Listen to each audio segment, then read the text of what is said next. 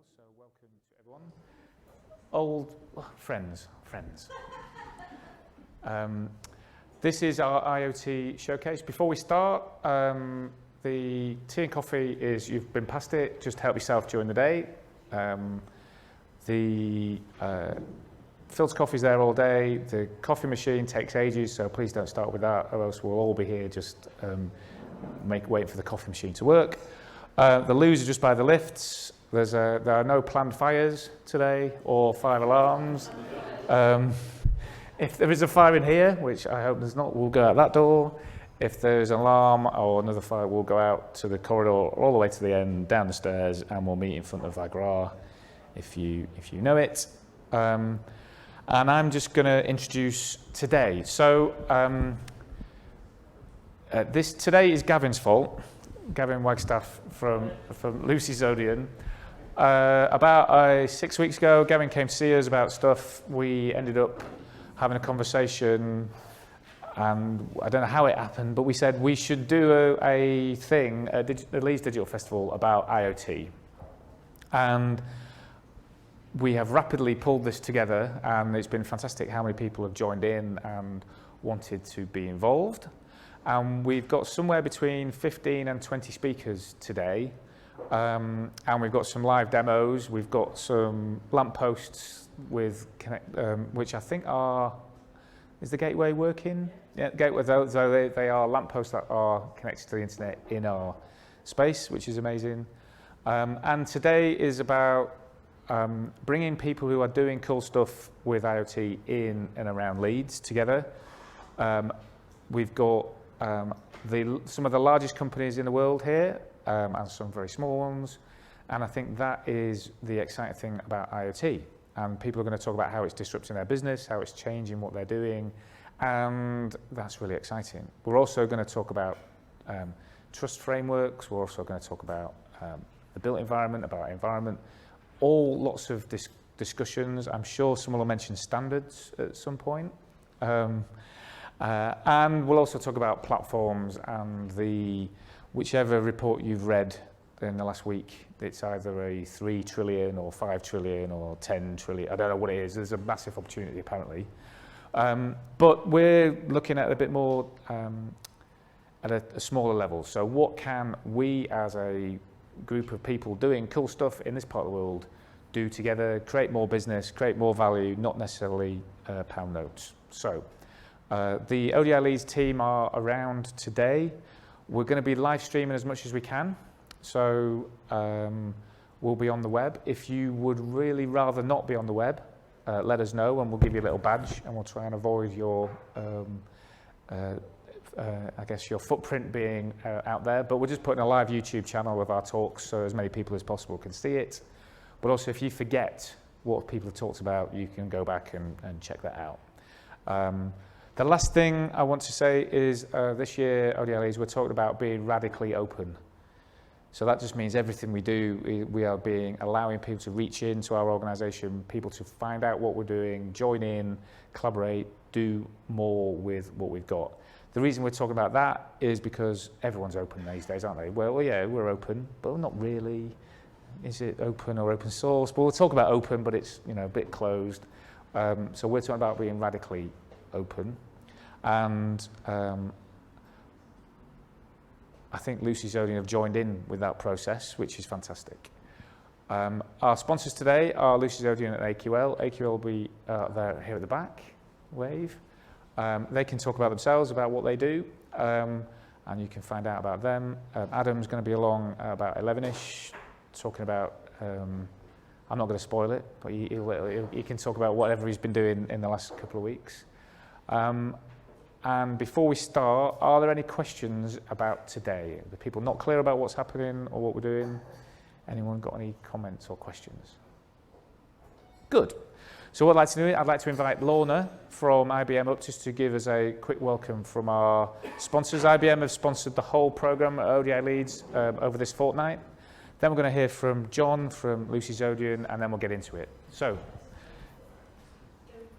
that should work. A2. Fantastic, thanks very much. Good morning, everybody. For an event that was put together on what seems like no notice at all. Because like we're sponsoring a thing. Oh, by the way, we're doing an extra cool thing. Oh, all right then, I don't mind if I do. So hi, I am Lorna, I'm local. I've slightly disloyally moved to Huddersfield from Leeds, but it's still West Yorkshire, so that's this is still home for me. I'm an escaped electronic engineer, I'm an open source fanatic. By day, I'm a developer advocate with IBM, so I spend a lot of time doing things that make it easier for developers to use our platform.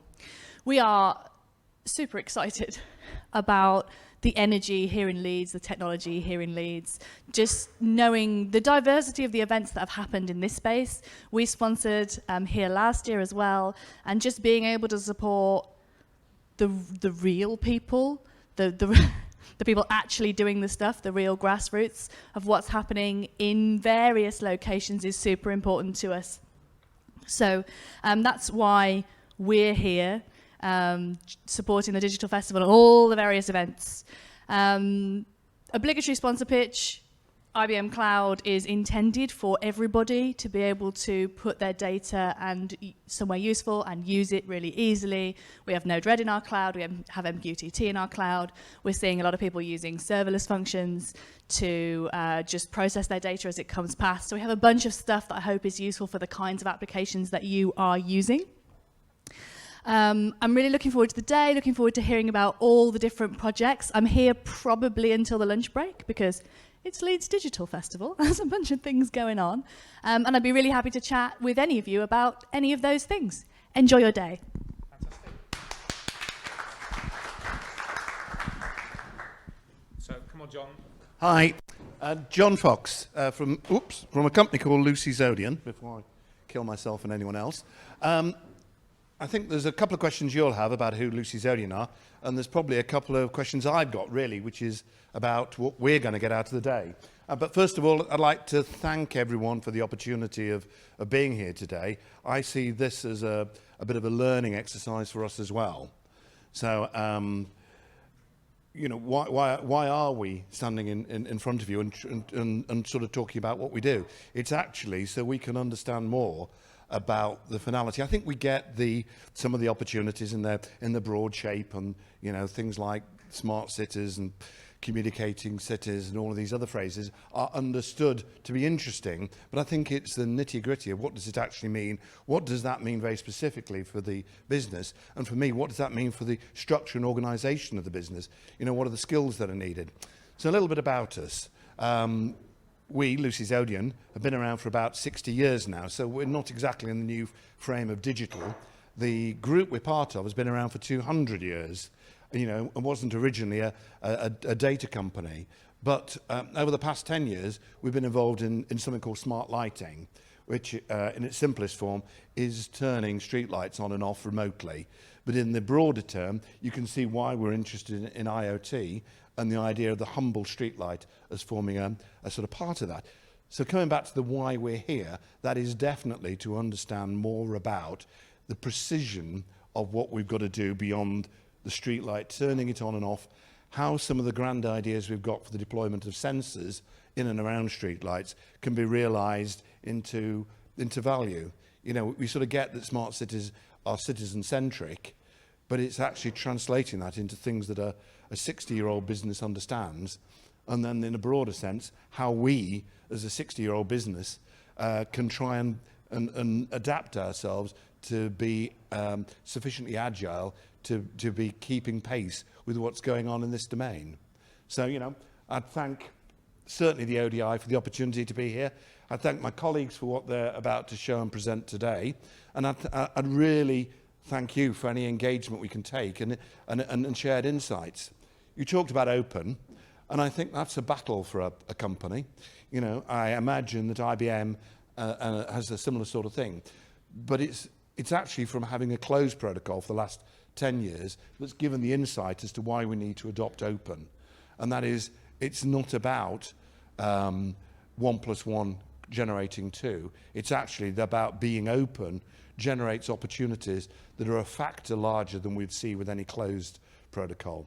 And so thank you all very much for the opportunity to be here today, and may the show commence. Thank you, Paul. Thank you.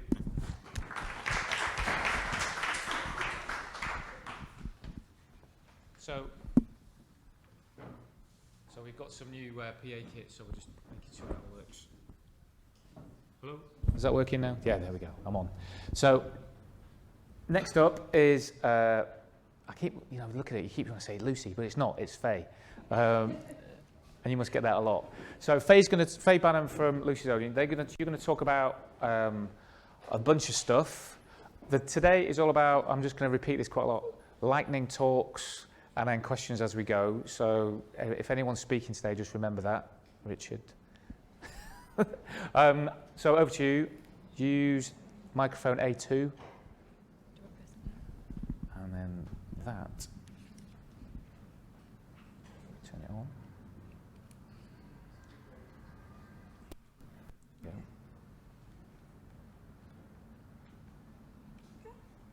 It all works. Yes. Hello, everyone. Hello. Is the microphone working? Yeah, okay.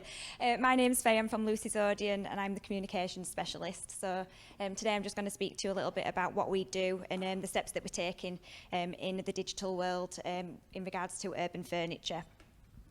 Just bear with me.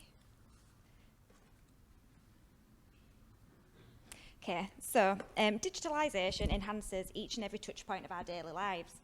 From the moment we awake, connectivity is at our fingertips, providing us with convenient services and improving our quality of life.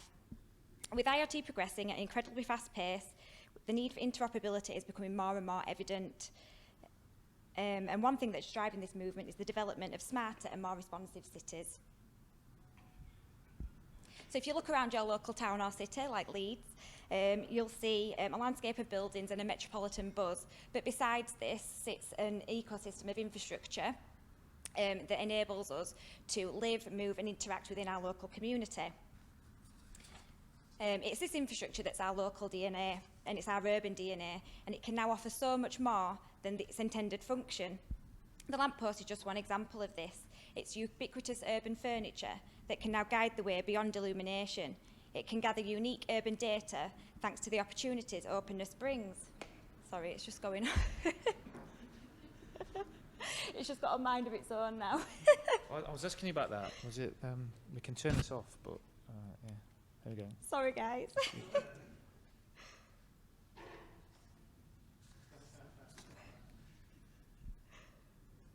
you go. Okay. Thank you. Okay, so of course a standard street light is just that. It's a light. It's the application of hardware. It's your slideshow. It should be prompted by clicks. Yeah, it's your slideshow, it's not mine. It's not, I just turned it on. Yeah. So how you want to play it? I don't know if you got it on auto run or something. Sorry, guys. Yeah. So you might, I don't know. Okay, shall I pause it?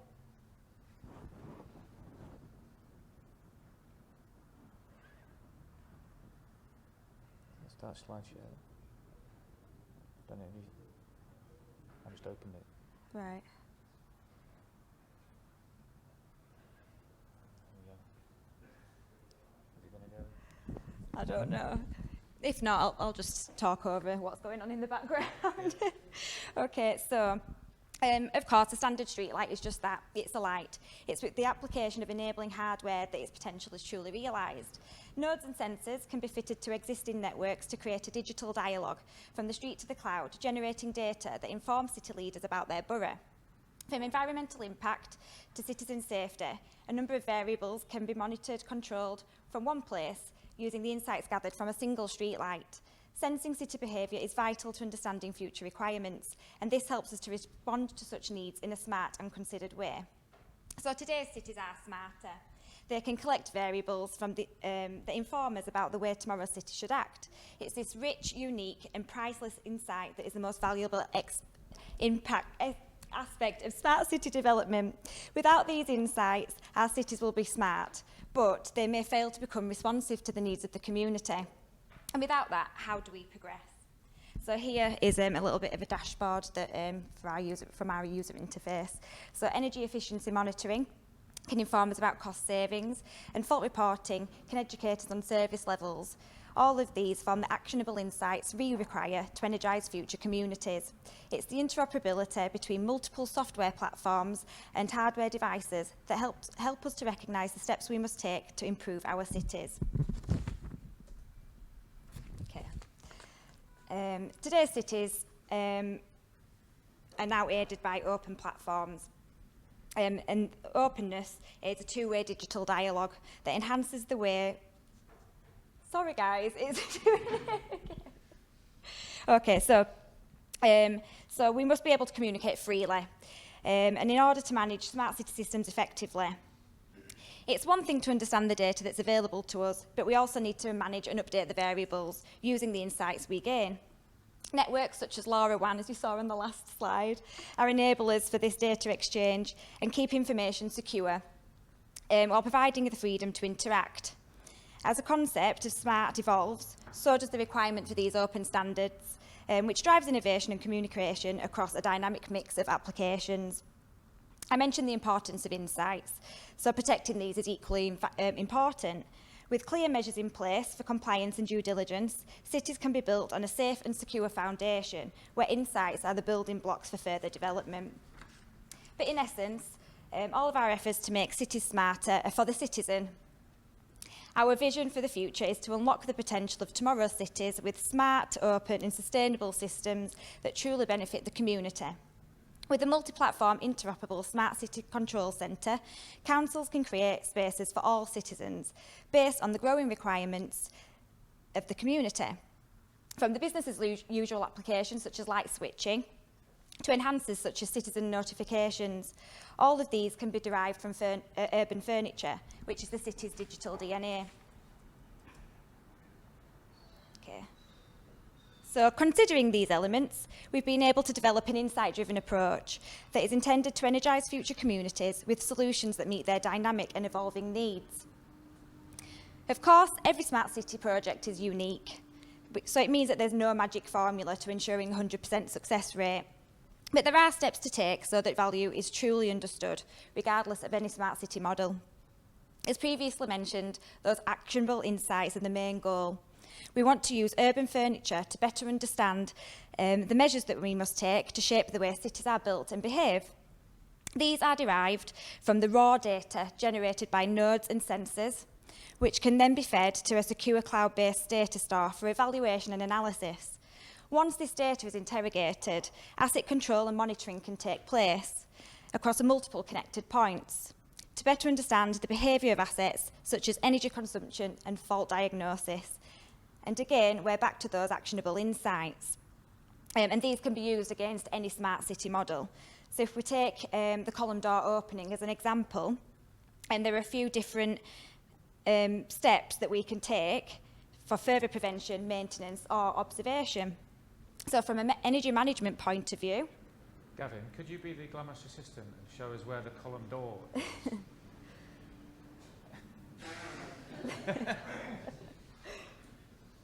So in each of your lampposts you have a sensor which tells you if the door's open or not? Yes, basically in your module in there, we just get it to the top of the column and goes out via LoRa to the...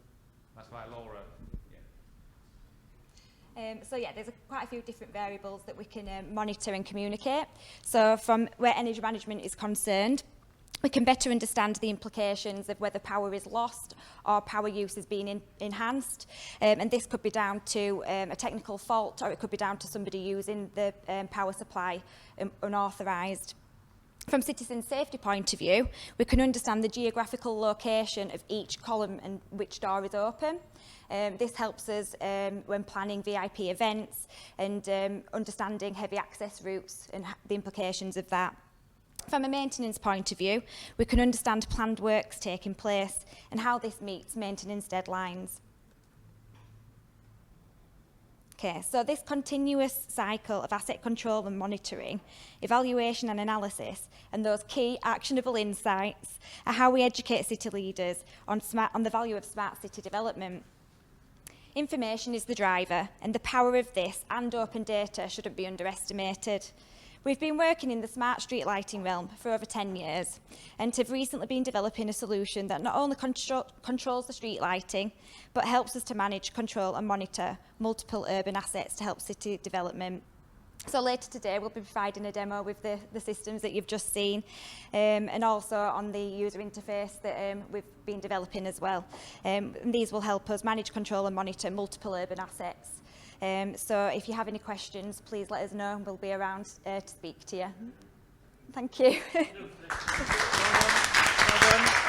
Stay there. Thank you.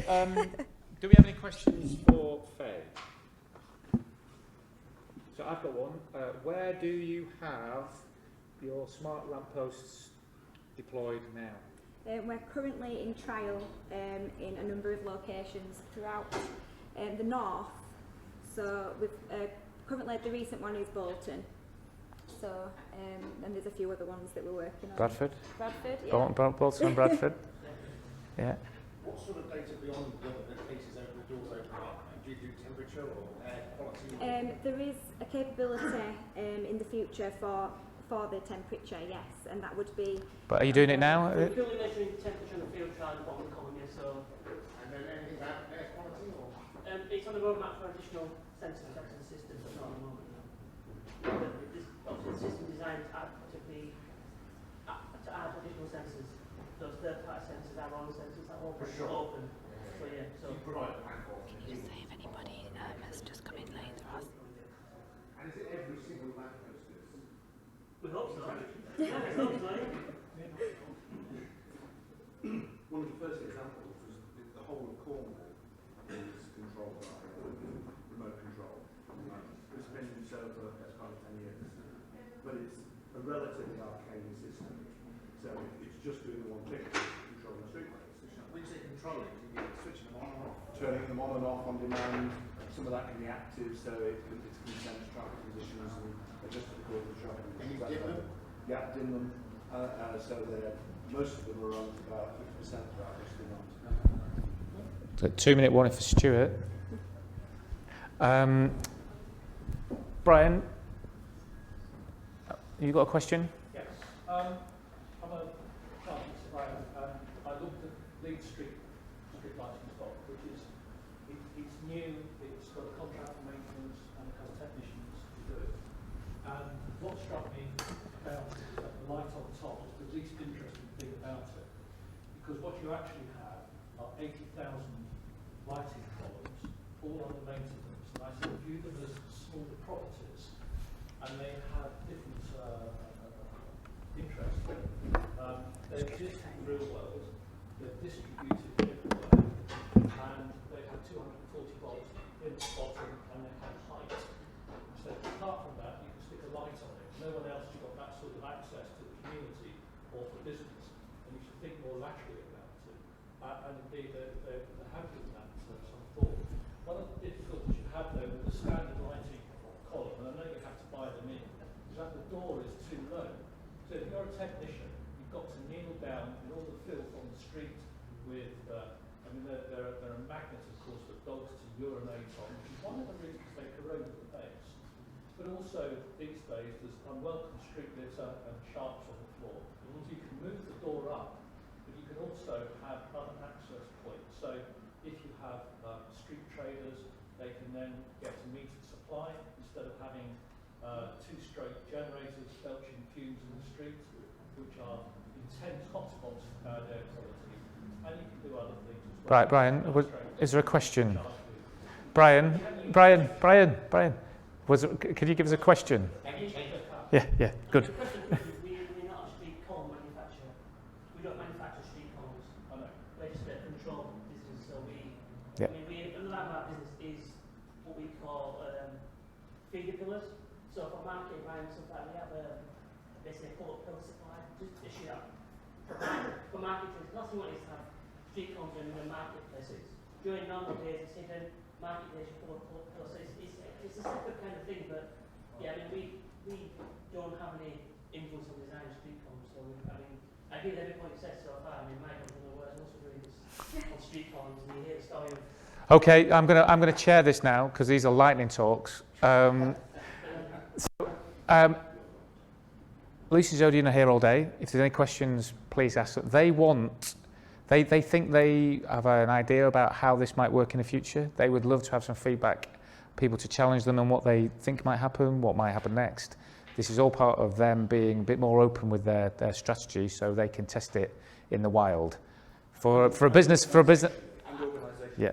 And for a business like Lucy's Odeon, that's a massive step into the new world of open. So fantastic news. Yes, Steve. I'm from Bradford District Authority, so I'll feed that back. I'm from IT, but I'll certainly feed that back to our lighting guys and our regeneration people about metered columns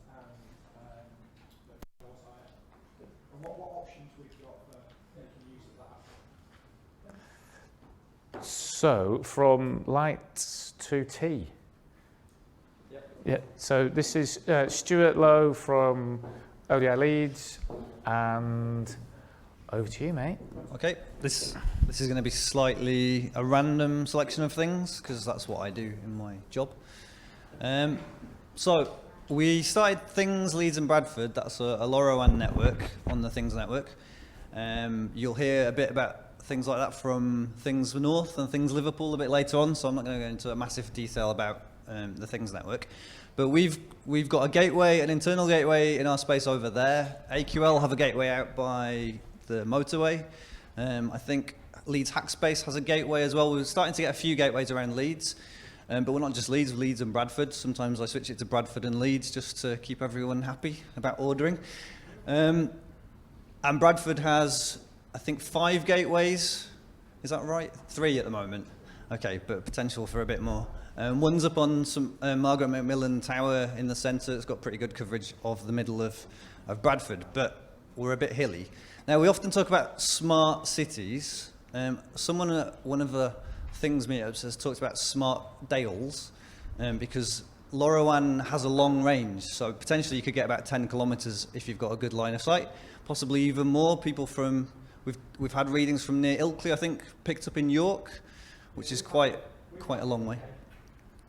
So one thing that we decided to do was try and work out a coverage map. So there are now other tools like TTN Mapper that also do this, but at the time we started this, that didn't exist, so we had to do it ourselves. So that's just a location of Things nodes, gateways rather, around the north of England.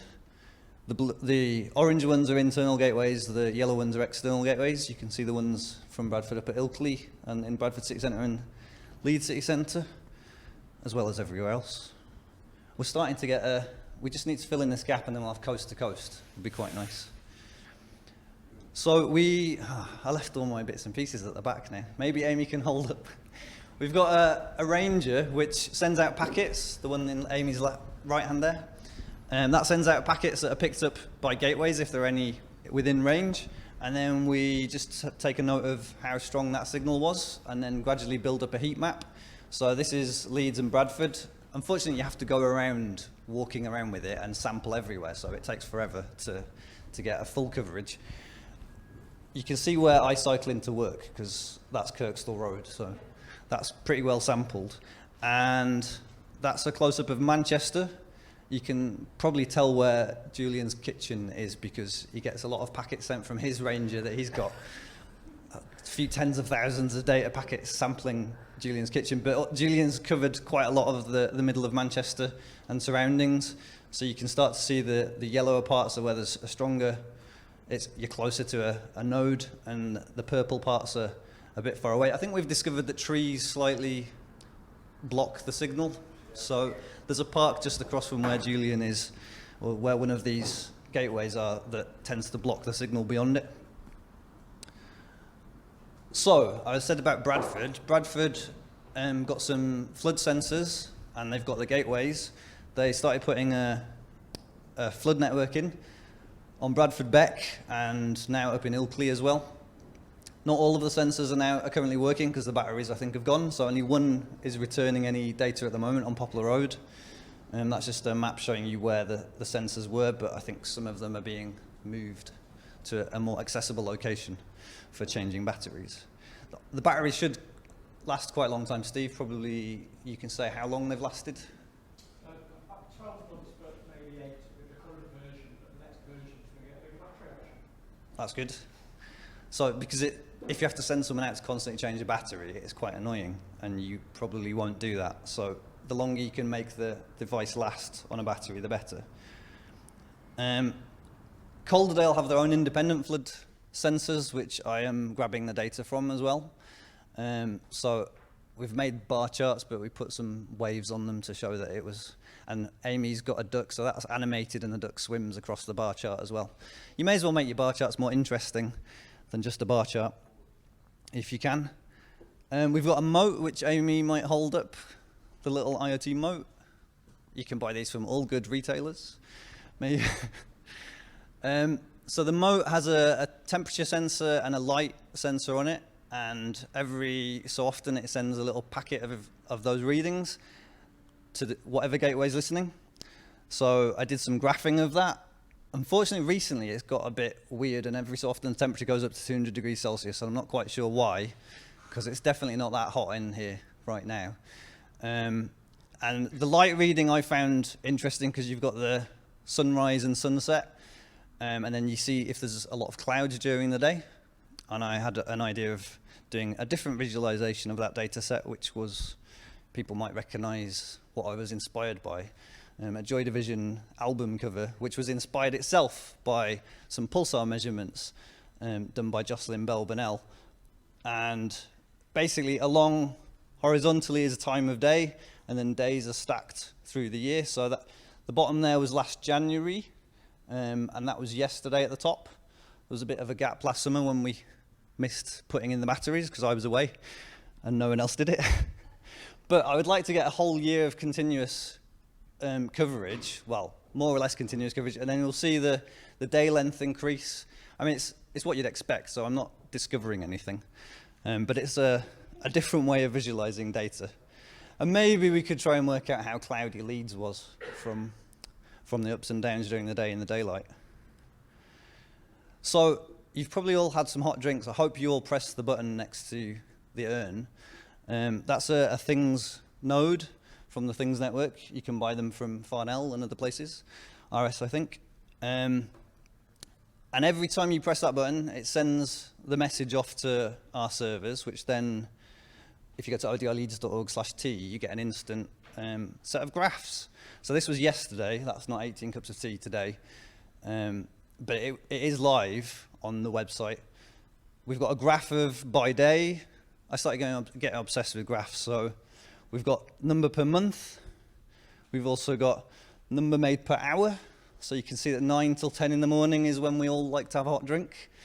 And then by temperature as well, because it has a temperature sensor on it. It's not the temperature of your tea, it's the temperature of the air around here. I'm not getting people to put sensors in their teas to measure that yet, yeah.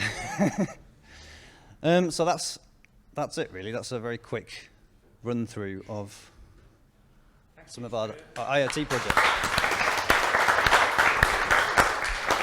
So the reason we do all this, our prototypes, are just to show what could possibly be done with the available technology, and also how you can publish this. You can imagine lots of other uses for a button that you press to show what's happening, and also with the end-to-end process of taking that data to a server, posting it to a database, and then presenting it on the web. We've done that. We've got that with temperature, we've got that with an actual push button, we've been measuring where the signals are for the IoT network, we've got our own gateway. So there's a few things we can ask before we get to questions, but the reason we're doing this is to show the potential of what can happen. We started Things Bradford and Leeds because we thought it should happen. We have made friends with Things Manchester, Things Hull, Things Liverpool through that process, and helped Things North become what it is. It's a thing that anyone can join in. So we are looking for friends to help us out with Things Bradford and Leeds. If people want to join in to help us manage that, to help manage the network, manage the ecosystem, help with the process, find new gateways, buy them, set them up, help the ecosystem to develop. So we don't own it, and we'd like people to join in and help us run it, I guess. So questions for Stuart? Anyone got any questions? Like you said, the T thing is not a mass rollout project for everyone. No one else in the world wants to measure their tea consumption, but it was just a fun thing that everyone who comes to our space has a hot drink, and it was a way to get everyone to interact with the Internet of Things. Yeah. So, Julian, you've got a question. Could you do it on the microphone? Yeah. Is the data open? Yes. For the tea. The tea is all open, and you can download the JSON summaries of each of those graphs. I've not published it on DataMill North yet. If you want to, you could do a visualization yourself of that. Yeah. So you can, we pretty much every time we collect data, it's open data, hence the name. Yeah. Open Data Institute. Yes. So if you've got a Things Network device, it'll just connect to any of the Things Network gateways. Yeah. There are other Internet of Things providers available, but the Things Network is open. So who you are away from question. Yeah. Hi, so I'm Matt Wallace from Mockingbird Consulting, and I'm wondering where you're getting your flood sensors from, because I'm talking to the people I'm sending emails to the flood.network, and I'm not getting a huge response. And I'd like some for Monmouth, please. Steve from Bradford probably knows better about that. Regional sensors from the flood network. We're looking at other options. We're looking at other options. A part of my talk later is a lot of IoT devices are hobbyist or very expensive. And there's a middle ground that somebody needs to fill. So if anyone's in the room, excellent. There may be. Later on, we may have a talk by a multi-billion company who's going further into the supply chain to develop those. Who could that be, Richard? I have no idea. Right, okay. That's exactly, fantastic. Yeah. Any more questions? Just wait for the microphone so everyone can hear. Hi, I'm Zubair. I work at resin.io. Would it be possible to have an RC plane with one of those signal meters and generate a wider heat map throughout the Dales? Maybe well, now. If make it's it fly altitude, low. Yeah, make it fly low. altitude, it's going to get an unrealistic idea about what the ground situation is, because we found just walking around the centre of Leeds, different buildings will obstruct the signal. I think the Kirkgate Market is a bit of a Faraday cage, so you get a little bit into it, but you can't really get to the end of it. But you can get beyond it. I think the radio waves are going down the streets rather than through the middle of that building. Yeah, with a drone or a plane, I was thinking more rural kind of non-developed kind of areas. Just see so you don't have to random sort of hike around. We could get a man on a jetpack to do that, couldn't we, Adam?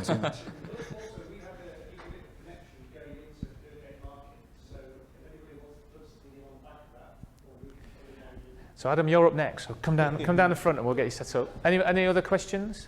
We're sticking one of these in bin trucks. Okay. So just cross the district. What is that, Steve? Steve, what's that? This is a pie track. Okay. So rather than going for a formal tracker, we just put together something, we'll chuck it in a bin truck and see what we get back. And that's quite nice, because Bradford City Council, you've got control of your bin lorries, so you can just send something around that slowly samples the coverage. Well, we're council, so we've got 300, 500 fleet vehicles crossing the district, so oh no, this is just going to be a test device. So my last question, so would anyone like to join in with things Bradford and Leeds? Help? Great, just keep that thought and we'll pick up with you later on. So next up is Adam Beaumont. I'll let him describe what he's been up to. Is that one working? Okay. I'm on A4. Hello, good people. It was just that one slide, really, just to say who I am. But you've said who I am, so it's.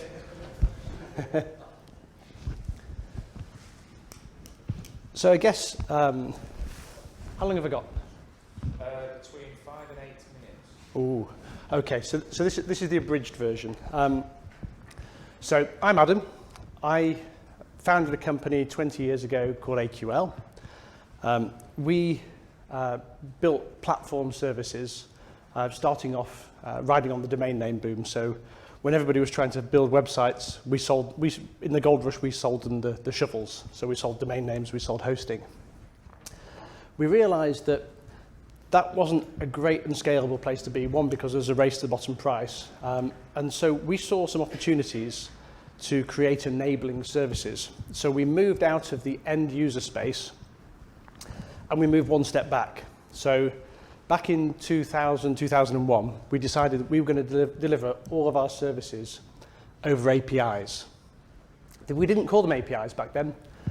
We called them web services gateways, HTTPS interfaces, various different things. And API was something that came later, a bit like the acronym Internet of Things. Oh, yes. So I decided to call this talk IoT, No Strings Attached, just purely so I could segue into here's a person with no strings attached. So this is also the kind of fun stuff we do. So we are in the innovation space. We build APIs that allow innovators to get to market quicker. So we were one of the first in the UK to build an API to allow you to send and receive text messages to and from devices. We're one of the first to create an interface for fax, to receive faxes and send faxes, which is still used today, believe it or not. And we moved then into the Internet of Things space. But the Internet of Things story for us actually started with text messaging. So we sold phone numbers that we thought were going to be for humans, for customers. And we host about 50 million phone numbers on our network. We've got about 20 million phone numbers of our own. So very much in the wholesale space. And what we found that was there were some numbers that were sending and receiving 20 or 30 text messages a day. Then there were some numbers that were receiving 100,000 text messages a day. That's not a human. That's a thing. And so GSM and messaging was kind of the first time we were really aware that there was devices in the field that wanted to communicate back to the mothership. And so they had SIM cards in them and they texted in with either latitude, longitude, temperature, environmentals, various different things. And so that built up over time. And what we saw was we were starting to service wholesale through partners more things than people. So we sell our services to the UK internet service providers to allow them to go mobile, to allow them to communicate via text message, and they then sell them to the end user.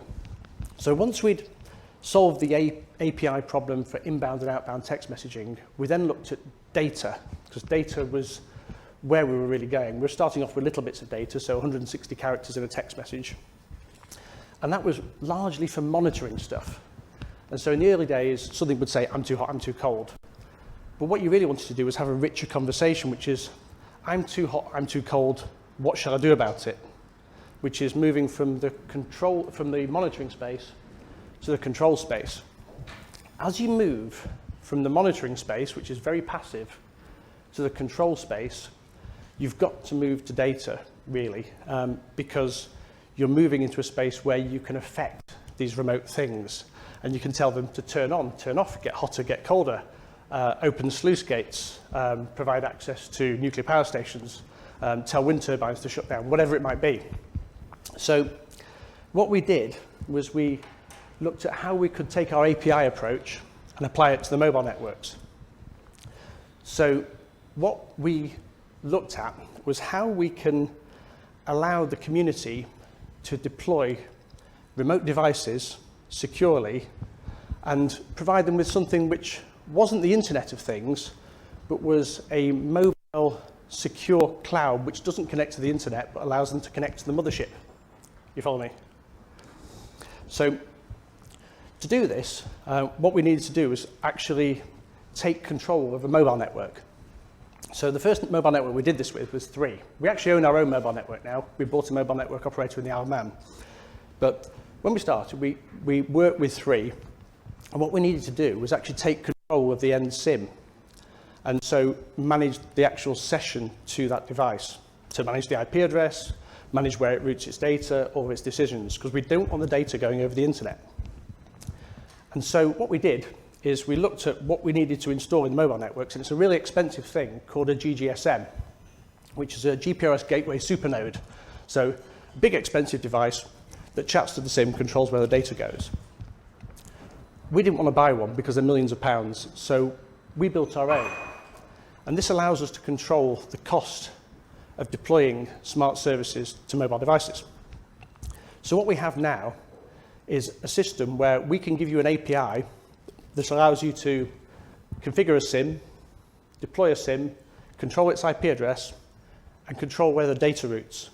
So you can deploy connected devices across an estate of different sensors, sluices, valves, whatever you want to do.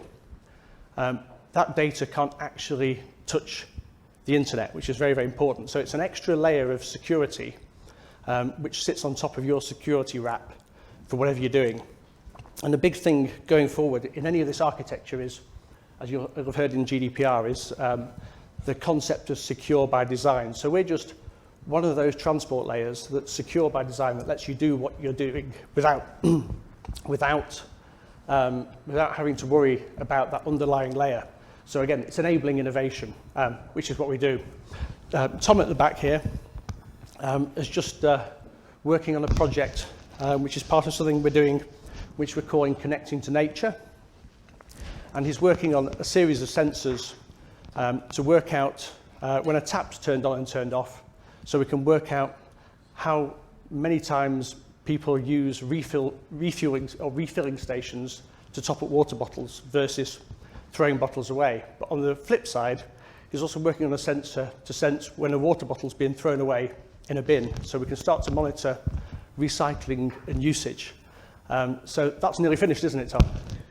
There's no pressure. So one of the things I wanted to say is that in partnership with the ODI, and this was something we created in the pub a year or so ago, was something which is called a City SIM, or the Innovation SIM. And what we wanted to do is allow any innovators to have free access to a SIM from AQL to connect their devices. So we'll actually, if you email us at inquiries and ask, we'll send you a data SIM, and we'll configure that to point that data only at your application, so it can't talk to anything else. And that's something that we want to do for free, as long as you don't use it for BitTorrent or for huge downloads. It's something we want to do to enable innovation, because one of the tricky things is dealing with mobile operators and going and buying SIMs and committing to data packages when actually all you want to do is plug something in remotely and want it to work. We also roam onto all the UK networks, so if you want to deploy something remotely, again, that might just work. And last thing, I think we're up to my 8 minutes, aren't I? Just about. Is on the LoRa side, I don't know whether you've seen, we've got some quite large masts around Leeds and surrounding areas. If there's anywhere that you can't get LoRa coverage, then let us know, and we're likely to be able to deploy some kind of gateway.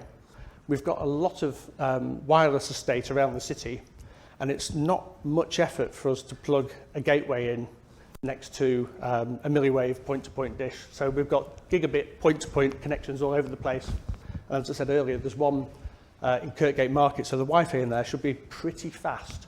And hopefully there'll be a spare network port somewhere that we can literally plug a LoRaWAN gateway into. I'm looking at my CTO, Ben at the back, who's nodding. He's nodding now. So that's really all I wanted to say. Thanks, Evan. Thank you.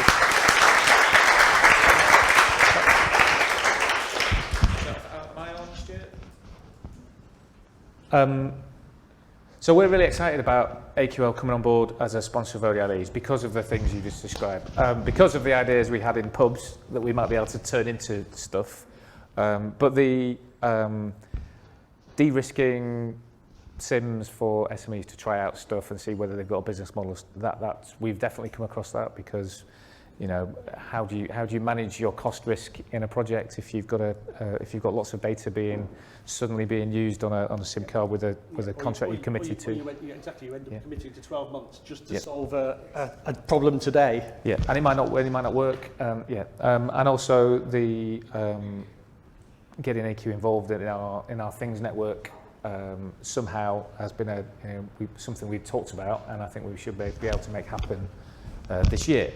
So that's my point of view. Any other questions for Adam before we move on? Must be some. We've got one over there. Just to wait for the microphone, if you wouldn't mind. Yeah. So who you are, where you're from, and your question. Thank you. My name is Andrew Robinson. I'm from the Foundation for Digital Creativity, and I'm also do IoT consultancy. Really simple question. Just you mentioned UK roaming. Do you have worldwide roaming, and also what sort of coverage do you achieve in terms of with your network? So we have pretty much coverage of all the global networks. In the UK, we can roam onto all of the UK networks. We've got some smarts in the background as well, because occasionally you'll get a SIM that will decide that it really likes to be on one network, which isn't the best network to be on. So we have ways of poking them remotely to actually get them to flip over. But for high data usage stuff, we tend to use the 3 network in the UK. And a little known point of fact, 3's main node in the north sits within our data centres as well, so it all backhauls to us really quite nicely, and we connect to 3 in London, Manchester and Leeds. So some of the Internet of Things devices are actually low data and tend to still use 2G. So do you still see that as supported in the past, or are you just onto the 3G and the 4G networks? So I think, well, the way that we're going is 5G is becoming the new standard, but it's a standard rather than a specification of technology, and it's a way of mopping up all the legacy mess as well. So, and that mops up high throughput milliwave type services, but also massive IoT right down to GSM. So GSM is not going to go away. It's a lowest common denominator that's used by so many services, even just to bootstrap reconnectivity or to reboot systems. So a lot of data systems, if for any reason they lose contact, they'll send a mobile message, and that will go over GSM, probably go over the O2 network at the 900 megahertz band. It's a nice low band that goes through most things, and that will say, turn it off and turn it on again, which is obviously the universal cure-all for everything in technology. If that answers your question. So you support 2G and... Oh yes, yeah, for sure, it's not going away. Any other questions? I've got one over here.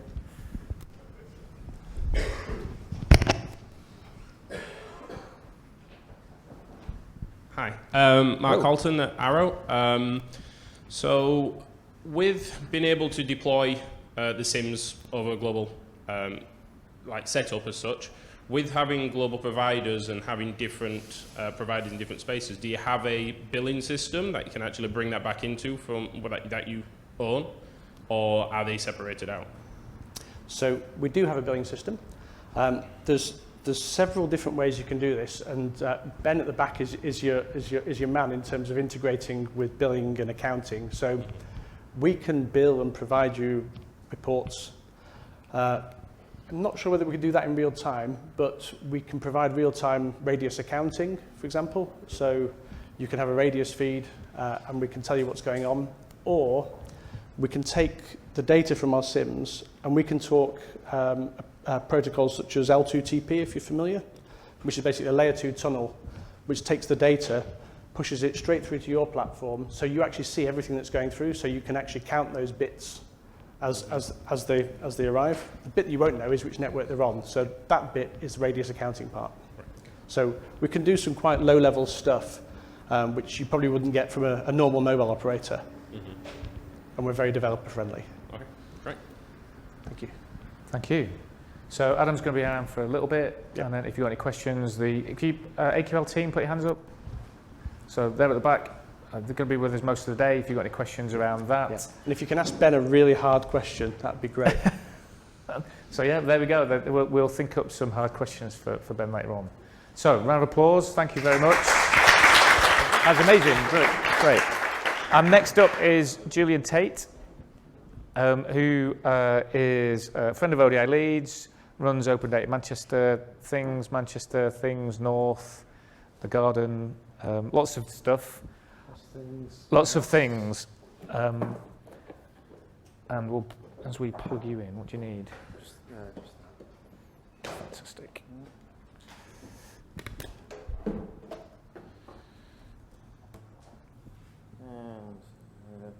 get started. Is that on? Yes. Yay. Right. Hello, everybody. I'm Julian. I'm from Open Data Manchester, Things Manchester, and part of the whole kind of Things Network movement. I'm not going to actually go too much into the Things North stuff because I think it's going to be covered by other people who are going to be talking. Because obviously, all right, that was me.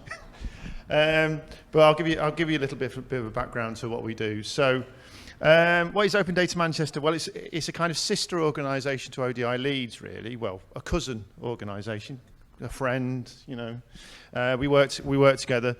So we've been working, or been established since 2010. So we promote best practice in open data, not only in a kind of economic sense, but also down to data ethics. And this is very much why we're very involved with Things Network. So we do various things such as esoteric events like joy diversion, pun intended, which is to get people to experience our communities and cities, and then trying to make data out of that. And we also do kind of data standards. So obviously with IoT, there's very much an interest in data standards, and we create things like these kind of data visualizations, which you can actually buy, and if you want to buy, see me later. But we tend to act as a catalyst to allow people to do stuff.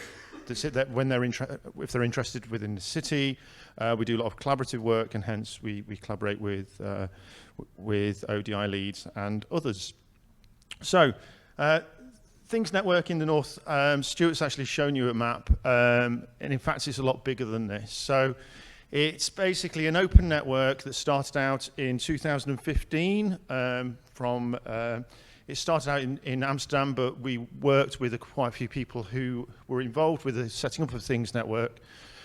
And we started to kind of build a community in Manchester. The idea that by creating an open infrastructure, you can create innovation, and it allows people to build their own communities. And hence, we have a huge spread of communities across, especially the north of England, but globally, there's a community of 35,000 people, 400 global cities. So if you build something in Leeds, Bradford, Liverpool, Hull, it will work all across Europe, and it doesn't take much to port it, so it'll work in Korea, in Brazil, in India, in Australia, etc.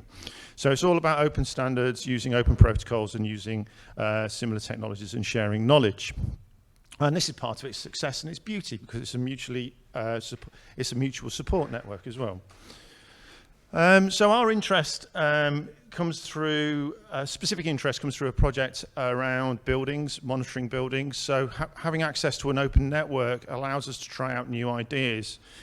And a recent project that we've done with the city of Rennes in France is to do, and that's funded through the ODI, is looking at how IoT technologies, low power IoT technologies, can enable building owners to understand their buildings better, and therefore make cost savings within that. So the whole idea, there's two principal ideas with regards to this actually. One was about how can low-cost sensor technology using LoRaWAN enable landlords to actually save money, but it was also about how do you actually go around the consent process of putting these systems in place.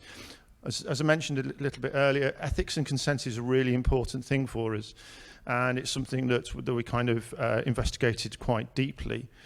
But by implementing sensors, we used a building in the centre of Manchester. It was a mixed-use office space. It has cafes, it has co-working spaces, it has office spaces, event spaces, and it's used through most of the day. So it provided an ample opportunity to start to kind of understand what the space is, to have conversations with tenants and users, and also with building management and owners, so they could better understand how the building kind of performs throughout the day and what potential money could be saved within that. So we installed nondescript sensors, and what we tend to find when we talk about these things, when you talk about IoT, you're generally talking about sensors that are probably invisible. They're very nondescript. you'd have them around and people wouldn't be aware of them. So this is quite basic sensors that measure temperature, humidity, occupancy and light. And we installed these over 3 floors of that building, and we created quite a dense sensor network of 30. There's about 30 to 40 sensors in the actual building.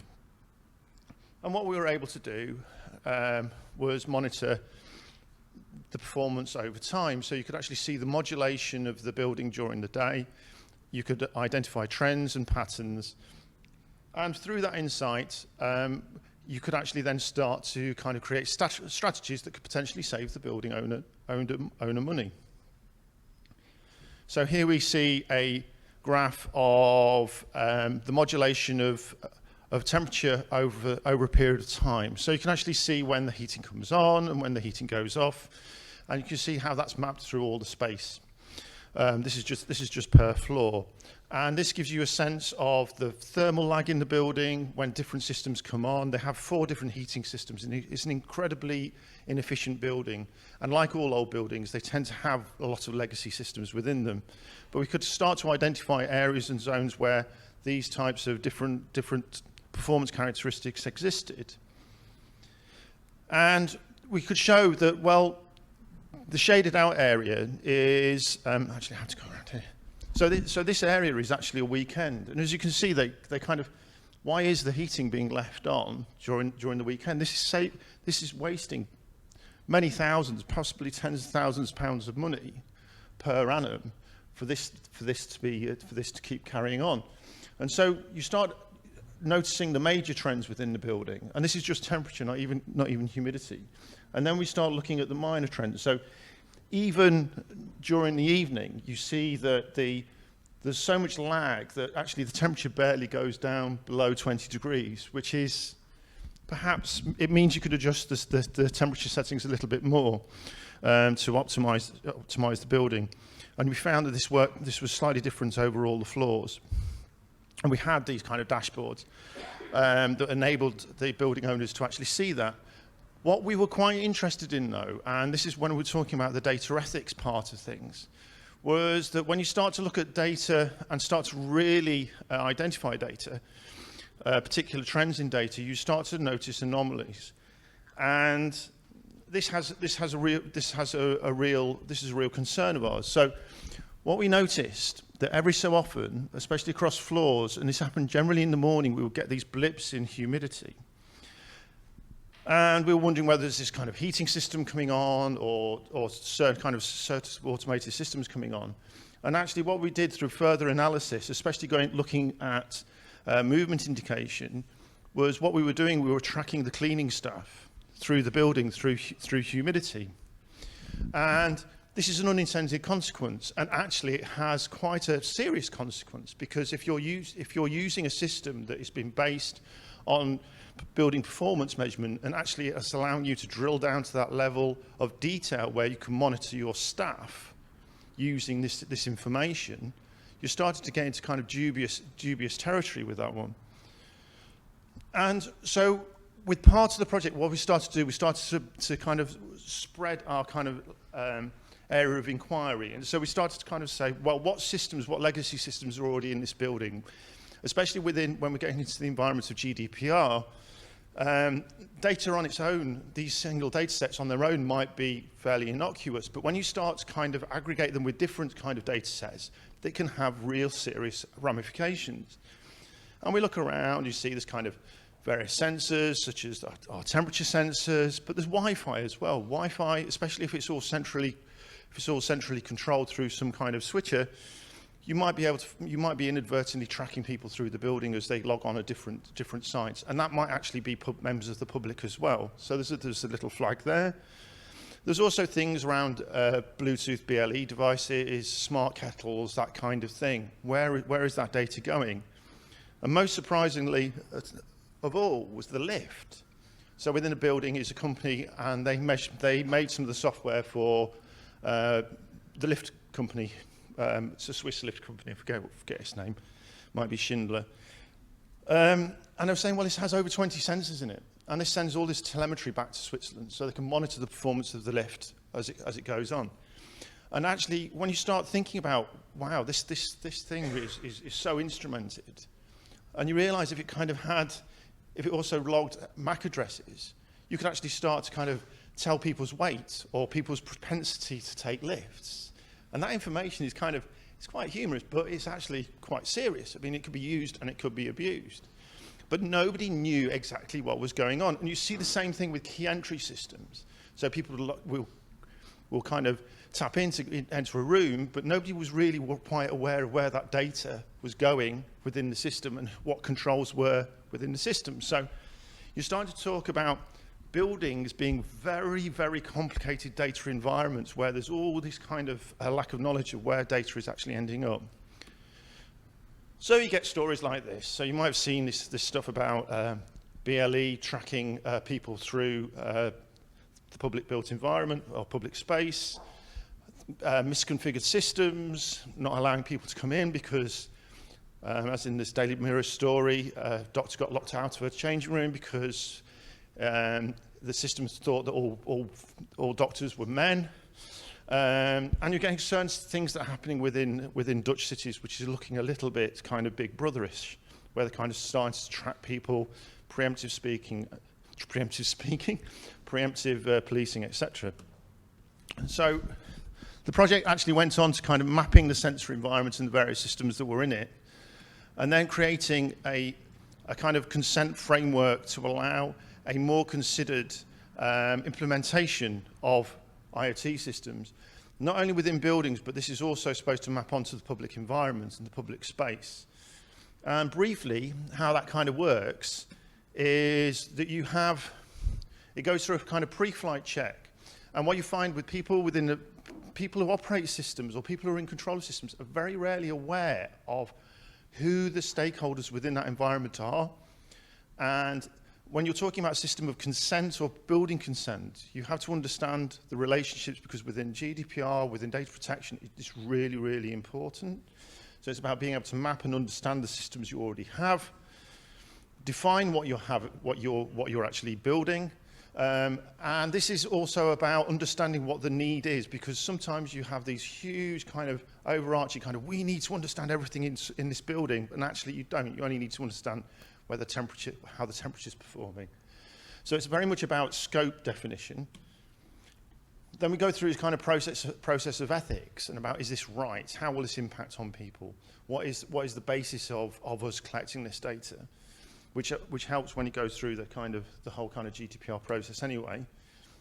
With public systems, especially oversight and accountability, how that gets set up, consultation engagement, meaningful consultation engagement, and then trying to create that kind of legal basis for kind of collecting and processing data. So this is all kind of a pathway that's supposed to kind of guide you and supposed to help you actually implement a system that will be more compliant of future legislation and ethical. And if need be, go through personal information assessment. If anybody's doing these data systems, you already know about this anyway. And then whether you do it or not. So from an open network, we were able to do a project that was quite messy in scope, but actually became more defined when we realized what we were dealing with the systems within buildings. And so it kind of enabled us to develop a consent framework. And yes, going back to poster, we also sell merchandise. So we have plenty of free stickers. If you want to buy this beautiful poster, fine art printed, see me. And we also have pin badges. Thank you.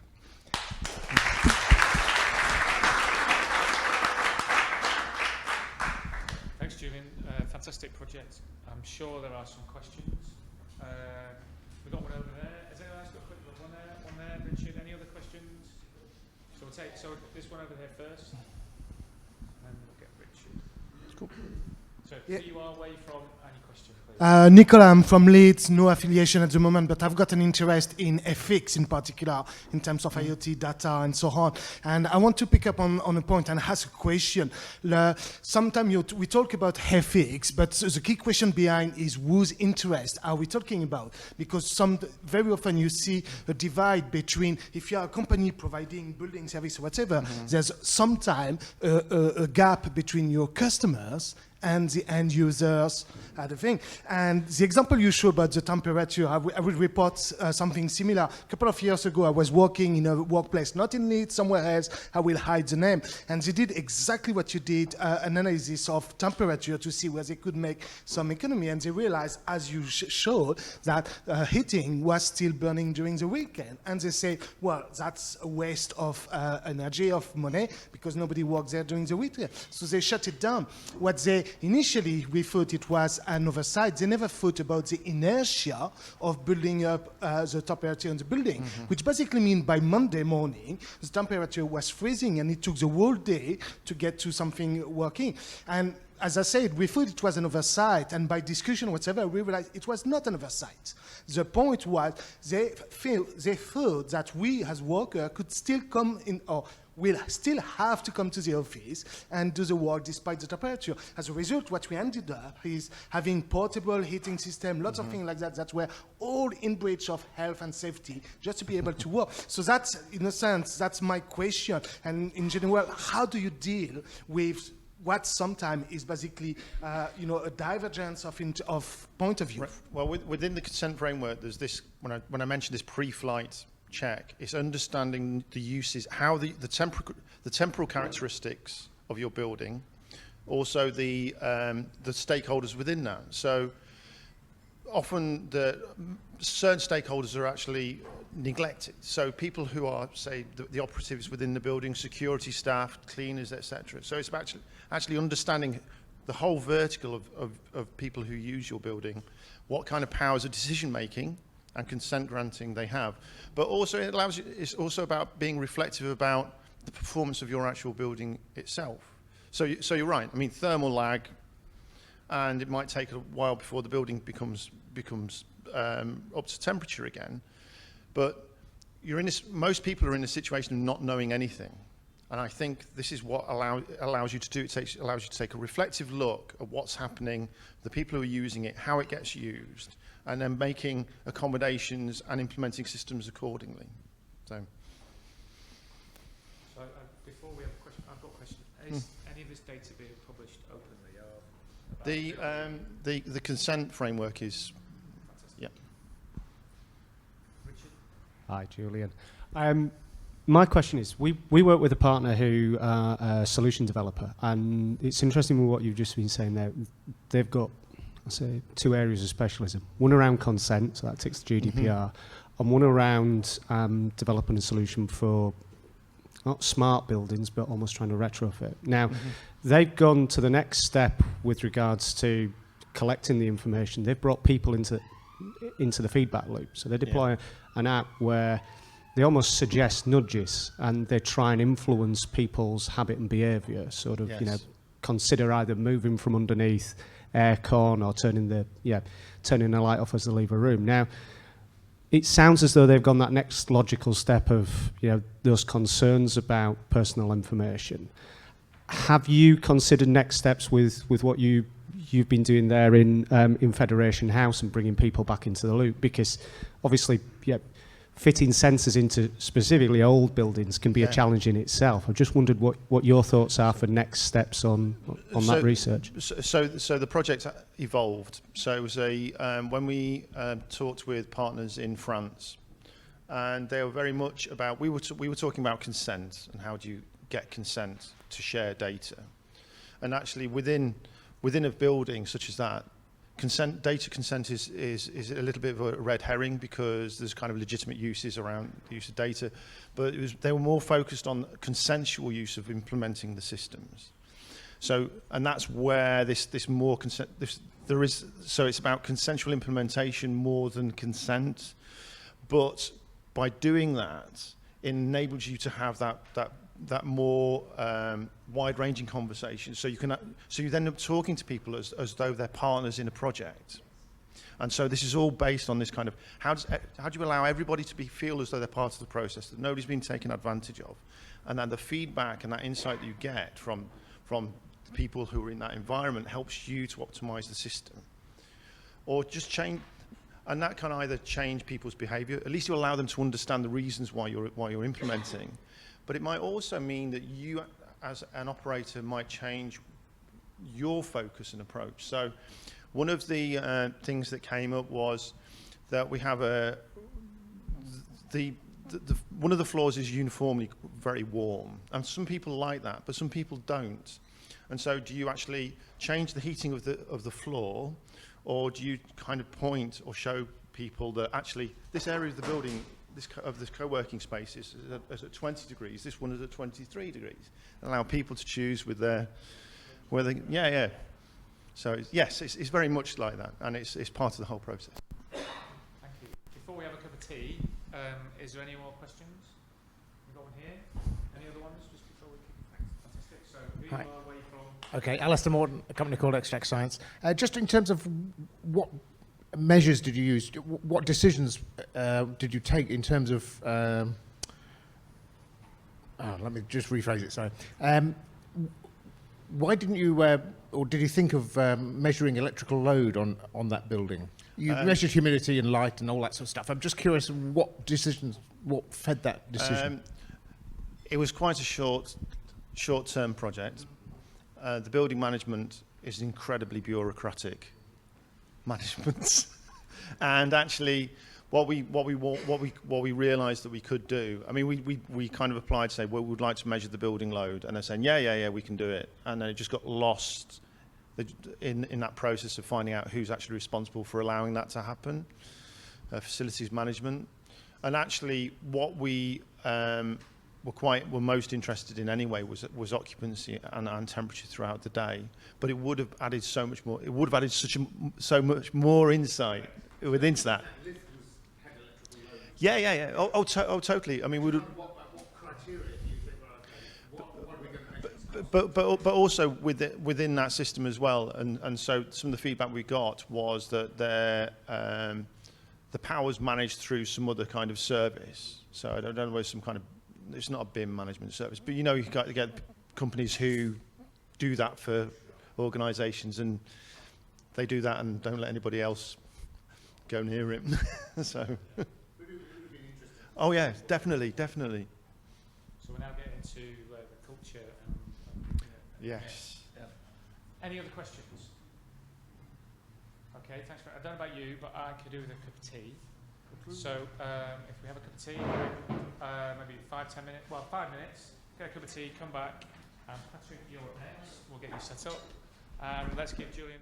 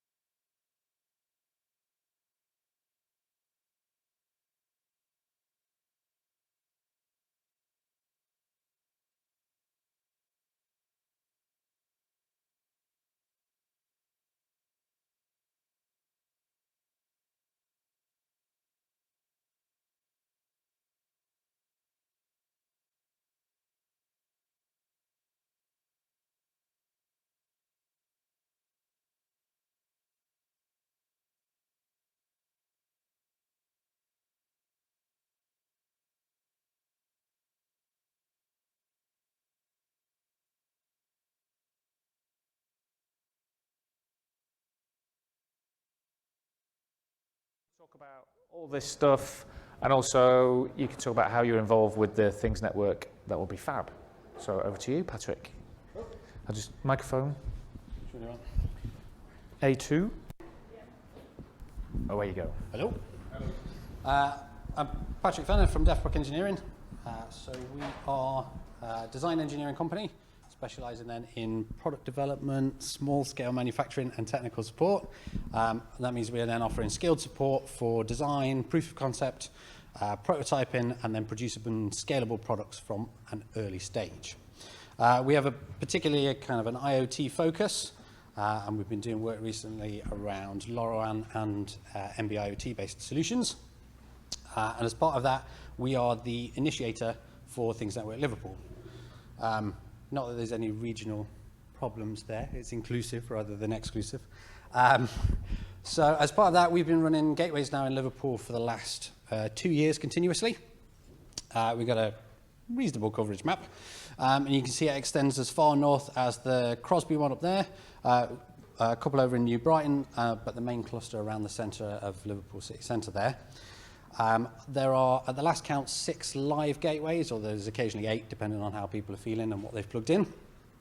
Over the last 12 months, though, our main gateway in the city centre did 277,000 messages, so just over 250,000 messages. And I have absolutely no ideas who's doing all of that, because it is not me. Part of that role, though, as an initiator is to be able to go out and talk to organisations about how they can make use of this network that already exists, and how they can build off of that. And we've already started to see companies placing new gateways and starting to deploy services using those, which is really, really nice. One of the things I've been seeing, though, is that it's sort of difficult to explain to anybody why they want LoRaWAN. Like, what's the point? How does it fit in with what they do? Sort of, and somebody suggested it's kind of like Bluetooth was sort of 10, 12 years ago. Nobody knew about it, hadn't been on the one show, nobody knows how it fits into their lives or their products. So I thought I'd go through a case study of an internal project that we've been doing and how LoRaWAN makes that easier for us to use. So for the last couple of years now, we've had this internal project called Push to Talk. It's about combating social isolation. So an isolated, say elderly isolated person has a button that sits at the side of their phone, and they press that button and they get an incoming phone call. That then puts them through to somebody else who's also got a button by their phone, also just pressed the button, also got an incoming phone call, and we let the people who want to talk to each other rather than talking back to a paid or volunteer service in a call centre. They get to talk to each other about whatever they'd like for as long as they like. When they're finished, they put the phone down, press the button, they get another call, and off they go. Initially, when we did this deployment, so we'd got a trial that we were able to do from an Innovate UK grant. We were deploying that to elderly isolated people in their home, and we're able to do that through health and social care providers directly. We picked Ethernet as the button connection method because it was the easiest way to be able to prototype. It's the most kind of plug and play method that we could work on. But as it turns out, about 50% of the elderly isolated people don't have broadband. They don't have a router sitting in the corner. Now that is up from what the social care providers expected, because they expected 10%, mainly because they'd never actually checked. And then they went out and found that everybody who had Sky had a box in the corner they knew nothing about. But even at 50%, that then means we've got 50% of those potential users who are isolated, who can't use the service. So what other options have we got to be able to get that button press back across the internet to our server so we can make those phone calls out to them? Speaking of phone calls. So Wi-Fi is an option. It doesn't necessarily solve the problem because we still need a router on that one. It still has to have a household-based connection. And to be honest, it probably makes things worse, as anybody who can't turn off their IoT lights has told you because the Wi-Fi's gone down. And I just can't imagine expecting a healthcare professional to follow a complex app-based flow to deploy devices instead of actually spending time with the person that they're in that house with. So that one's off the list. I got an option to be able to put a SIM card and a modem in each device, and on the face of it that looks really good. It'll work wherever there's a mobile signal, and often that's where those houses are. I haven't got any of the battery problems or the energy usage problems that come from that because I've got a device that's plugged in. But it's worth pointing out that I'm not streaming Netflix on the train here. I'm sending a few bytes every time somebody presses the button off to the internet. So most of the kind of bandwidth available, and particularly the cost per SIM, is effectively wasted. I don't even use a megabyte a month on a button, and then, you know, all of the however many pounds it costs me per month to be able to run every single SIM card in every single device, I have to pass on to those elderly isolated people, and it's money that I can't use for running the phone side of that service to let them talk for longer, or I have to increase the cost of the service for that. If the promise of IoT is that it's going to be both better and cheaper, I'm failing on one of those two. The other kind of local mesh networks, the personal area networks and things, so we've got Bluetooth, we've got Zigbee, any of those, they don't really solve the problem. I've got device-to-device communications, but in that case, I've still got to have another box there that has some connection out to the internet at some point. I've only got one device per house, so that's just doubled the number of devices and hadn't solved any problems there. What we need is LP1, apparently. So LP1 is a kind of the umbrella name. I'm aware there's some technical people in, and we might be doing more of a less technical basis on that. But LP1 there, we've got L for low, P for power, and WAN for to the tinternet. So for wide area network, for pointing out to the internet, but yeah, engineers shouldn't choose acronyms. LP1, though, is kind of an umbrella term that covers a number of technologies. You can go off to Wikipedia and read the nice big long page of all the possible technologies on there, but the ones I'm going to focus on are just the three. So we've got Sigfox at the top there. I have not done any work on Sigfox. If anybody wants to give me some work to do on Sigfox, that would be lovely. I'd like to get access to that and see how it works. For Sigfox, everything's running through a single French company who is the gateway provider and the modem provider and the service provider. So on the one hand, there is a possibility of a problem of a monopoly there, but on the other side, you've got one company who organizes everything you can go straight to and get stuff done. For NB-IoT, we are waiting on a service provider to actually deploy that in the UK. As soon as they're ready to do that, that would be lovely. And that would mean that based off of the GSM, off of the mobile phone network, we'd suddenly get vast coverage across the country for this low power, low bandwidth connection method, which might well sit alongside LoRaWAN as a pair, depending on the usage type, depending on whether your devices are moving around, depending on what levels of connection you need. I'm expecting to see that NB-IoT and LoRaWAN will kind of coexist for quite some time. There was mention of river level sensors. I do have a client project doing NB-IoT river level sensors, and they've allowed us to be able to spin those out into LoRaWAN as well. So happy to have a chat to you about those later.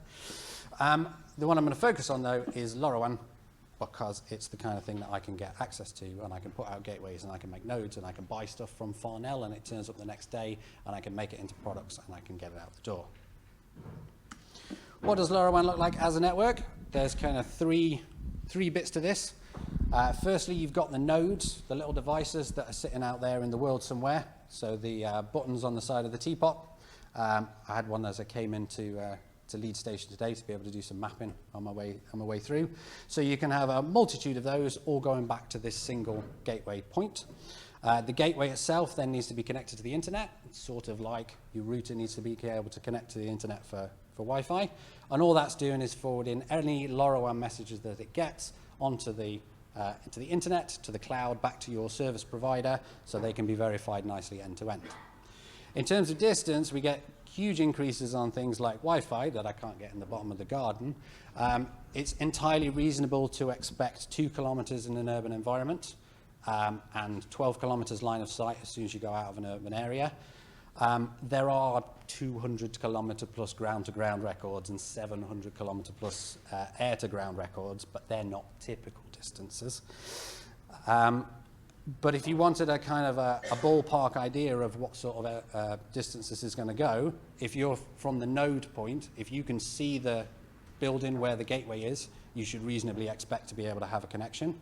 And if you're looking from the gateway's point of view, like the one that was in the window that I was ready to point at and they've taken down, if you stand in the gateway's position and look around you, anything that you can see from that gateway's position, basically you would expect to be able to get coverage at. Once you've passed those messages out to the internet, though, they go to the cloud, to the other people's computers, and you have a number of options of your application service provider who will then pass those messages on to you. A number of commercial providers, but the one I've spent most time with is going to be the Things Network. They have some things going for them. They're the longest running provider that I could find, and they appear to have the most gateways around the world. There are something like 3,000 plus gateways around the world, which all feed back to the Things Network. I think they're on every continent bar one. They're certainly the ones with the easiest access, so all you do to get on the Things Network is make an account with them, connect your device to it, and then no matter which gateway, which Things Network gateway your device can see, your data appears at the same point on the internet. So the device I came into, I left Liverpool with, I can press the button in there and I get temperature data and button press data from there. I turn up at Leeds, I press the button just outside the station, ping, there you go. Went to Amsterdam, press the button, ping, just works, dead easy. And then that means if you want to put something and connect something to the Things Network, if you are in a coverage area, great, you can do that straight away. If you have a reason why you want to improve the reliability of coverage where you are, you can go and get a gateway. There are at least 5 providers of gateways that you can just go and buy right now. That then means that you get this kind of cooperation. So if your gateway goes down, your messages still get through because the other gateways it can see take it. And in the same way, if their gateways go down, you automatically are routing their messages anyway, and they still get, and then everybody gets the benefit of that. Similarly, if you go out of your area, you still get connection, you still get your messages through wherever anybody else's area is. So what happens if you don't have coverage? You buy a gateway and plug it in, and it still just works. I mean, it's kind of lovely. I can't think of another service on that kind of scale where you just buy a piece of electronics and plug it in, and then it gives extra access to this global network. And the key bit about it that I really like is that you can just start building. You don't have to ask anybody's permission. You don't have to know who owns the gateway. All you have to do is account, device, link them together, and it works. What are we doing with that then? So we are fortunate enough to be one of Liverpool's 5G testbeds consortium partner, which I'm aware that LoRaWAN is not 5G, but is an edge technology that we were able to include in there. We're doing work with health and social care, so push-to-talk fits really nice in there. As part of that, we're going to be deploying 10 gateways around Liverpool, both in the high-speed testbed area and outside of that. We're going to try and increase the coverage in there as far as possible. And that will mean that we can also deploy 200 push-to-talk buttons around that area to be able to both make use of that and also be able to go out and talk to people about how it works, why it's useful, and how they can be able to use that network. Thank you.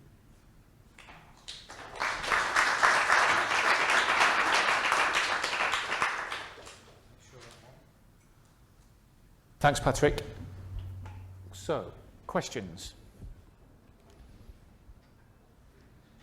Okay, we've got one over there. Any other questions so we can sort this out? So I've got one. Yeah. The project you talked about, what happened? It was successful. Fantastic. The people we could give buttons out to certainly used the service and talked to them. We did kind of loneliness. And how did that work? So I'm lonely, press the button? Or how? Yeah, I want to talk to somebody, press the button, and they get a phone call. Fantastic. Okay, question over here. And we've got one in the middle, I think. Yep. Hi, thanks for that. I'm not an engineer. I don't understand anything about hardware, so it might be a very stupid question. But how feasible would it be to get the node act as a repeater, basically extending the coverage in case, sending signal from one node to another one until you get to the gateway? So the LoRaWAN protocol sits on top of the LoRa radio protocol, and LoRa itself is kind of device to device. As it's set up, it's expected to be hub and spoke. So you could quite easily add another gateway, just microwave backhaul to somewhere you've got, or 3G backhaul to it, or plug it into a local internet connection. But it's add more gateways to increase coverage areas because they do some scheduling for uplink and downlink and things. But yeah, it's hub and spoke. And how much is a gateway, Patrick? Cheapest gateway that you can get direct from China in bits is somewhere around about £90. So it means you can realistically build indoor gateways under 200. There's off-the-shelf gateways, so like the Things gateway is really nice for just under 300. And then outdoor gateways ranging somewhere from sort of 8 to 1200 or more, depending. So not cost prohibitive? Sort of 8 times a node cost would be a gateway cost. Yeah. And then a gateway will do up to 20,000 nodes. Prices come down. Yeah. Especially last 18 months, yeah. It was the product manager from Laird who was saying about Bluetooth, and it's like similarity to Bluetooth at that kind of range. We started building gateways 18 months ago because it wasn't easy enough for us to buy them. Okay, we got another question there. Hello, Paul Hey. Gasser from Bradford College. The push to talk, is that just in around Liverpool, and are you looking to expand it to further areas? We certainly are looking to. We've got a push to be able to get this area out, but it's because it goes through the internet, there are very few geographic restrictions on it, and particularly I know Bradford's got reasonably good LoRaWAN coverage. Yep. Gavin? Any use of Class C or Class B, or is it everything Class... That's working. Is it Class A only? Have you used Class C by directional So for communication? people who don't know what you're talking about... Sorry, can you so let us Class know A what is that basically pinging data out every half an hour, where Class C is always connected and bi-directional traffic. Any usage of that yet, experience of it, or I've constraints? tended to stick around Class A. I haven't really done B or C yet, because I haven't had a need for it yet. Okay. Okay. Question here. Wait for the microphone. Who are you? Where are you from? Yeah, hi, it's Dave Murphy from Arrow. Hi. We hear different stories about doing over-the-air updates of law. Can it be done? Can't it be done? It's my understanding it can't be done in the current version, but this version A and version C, I don't know if you've got an experience of that and how you've I haven't implemented done it. over-the-air updates. I know Things Industries have shown a demo of, I think it took them about 9 hours to do firmware updates by diffs. But they were able to do over-the-air updates. In terms of kind of traffic throughput and things, that's one of the ones where NB-IoT looks very strong, being able to just kind of turn it up and sit at 200 kilobits per second bi-directional, whereas LoRa does sit much more around there. You're going to put it out there and you're going to forget about it for a year until you go back to it. And from my point of view, it seems to suit physical firmware updates. But yeah, hence why I think we're going to see some kind of particularly those two protocols look like they're going to sit, depending on use case, they're going to sit next to each other. Fantastic. Any other questions? Just in that we've proven ODI updates using LoRa. There we go. Key feature as well. Anything you feel you've got the update firmware, so yeah, proven. Excellent. Cool. So you heard it here first. Lucy Zodian, over-the-air updates using LoRa. Excellent. Okay, if there are no more questions, I'd like to give Patrick a round of applause. Thank you very much. And Amis, who's next up? Steve, you're next. And you already knew. You've got that. You've got that. We've got VGA. Okay, so we've got a VGA. That's right, yeah.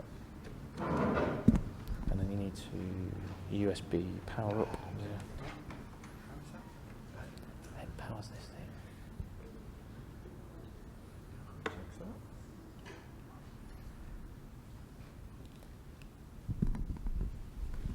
Over to you. Hi there. So we're Bradford Metropolitan District Council. We're not just Bradford. It's one of those names that suggests we're just a little bit of one city. Bradford, Keighley, Shipley, Ilkley and Bingley for anyone who's local or anyone who's not. Something I saw fairly recently was there's no killer app for IoT. And that's a good thing, but it's also a bad thing.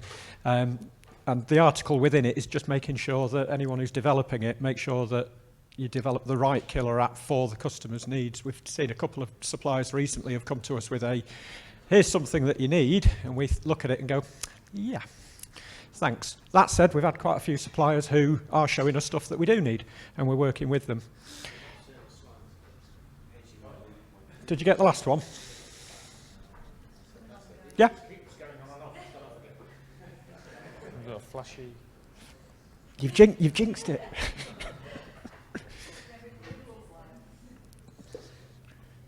So if you all raise your hands when it does show, have a quick look. Yep, got it.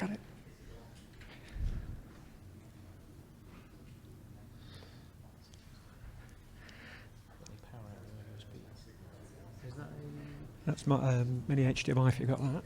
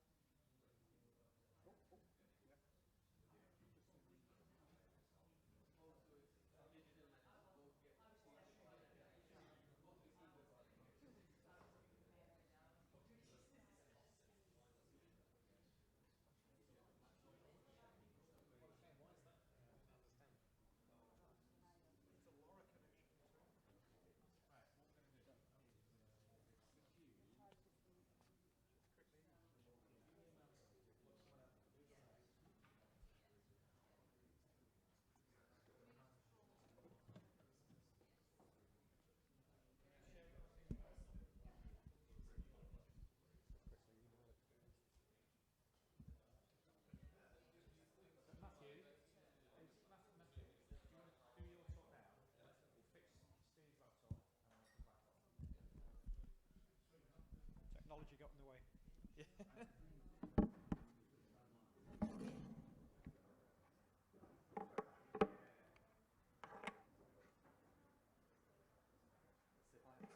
No, you shouldn't have. Oh, well. Straight HDMI. Nothing fancy about this. Massive laptop there. Yeah, it's fine. And it's running Linux as well, so HDMI ports this side. Need to remember that.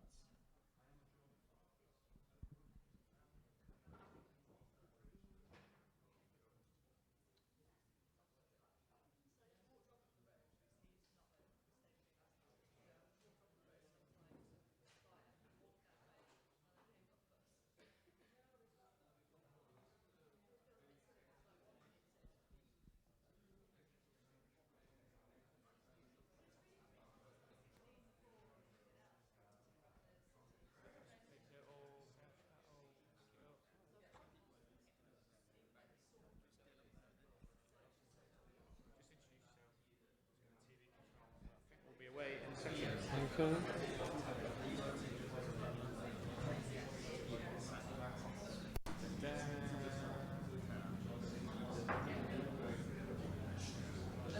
Hang on.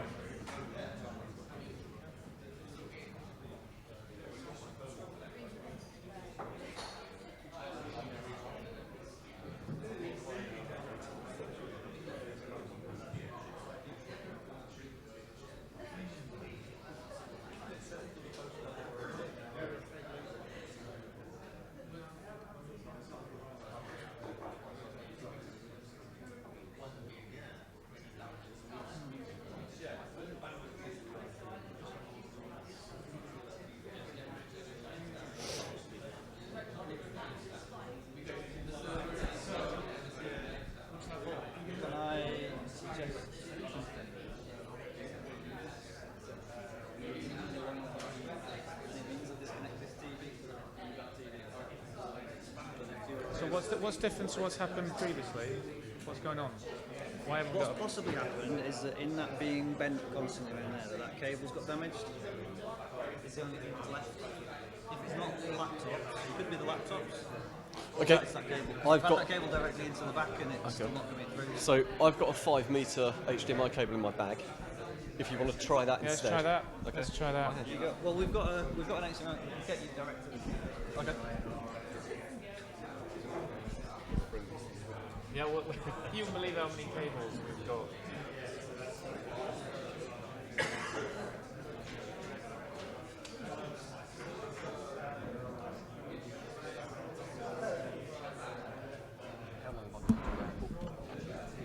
I've built in quite a bit, about 10 minutes.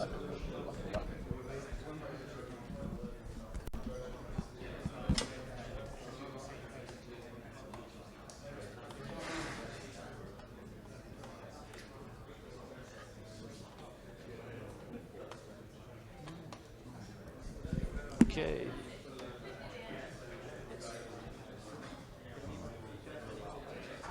Yep. Are you holding the microphone? Yep. Nope. There we go. Ooh, that looked interesting. Scanning for devices. I've got it here. Just wait. Where's the back? Where's the back button? It'll come up. There we go. Hey. Hooray! There we go. Awesome.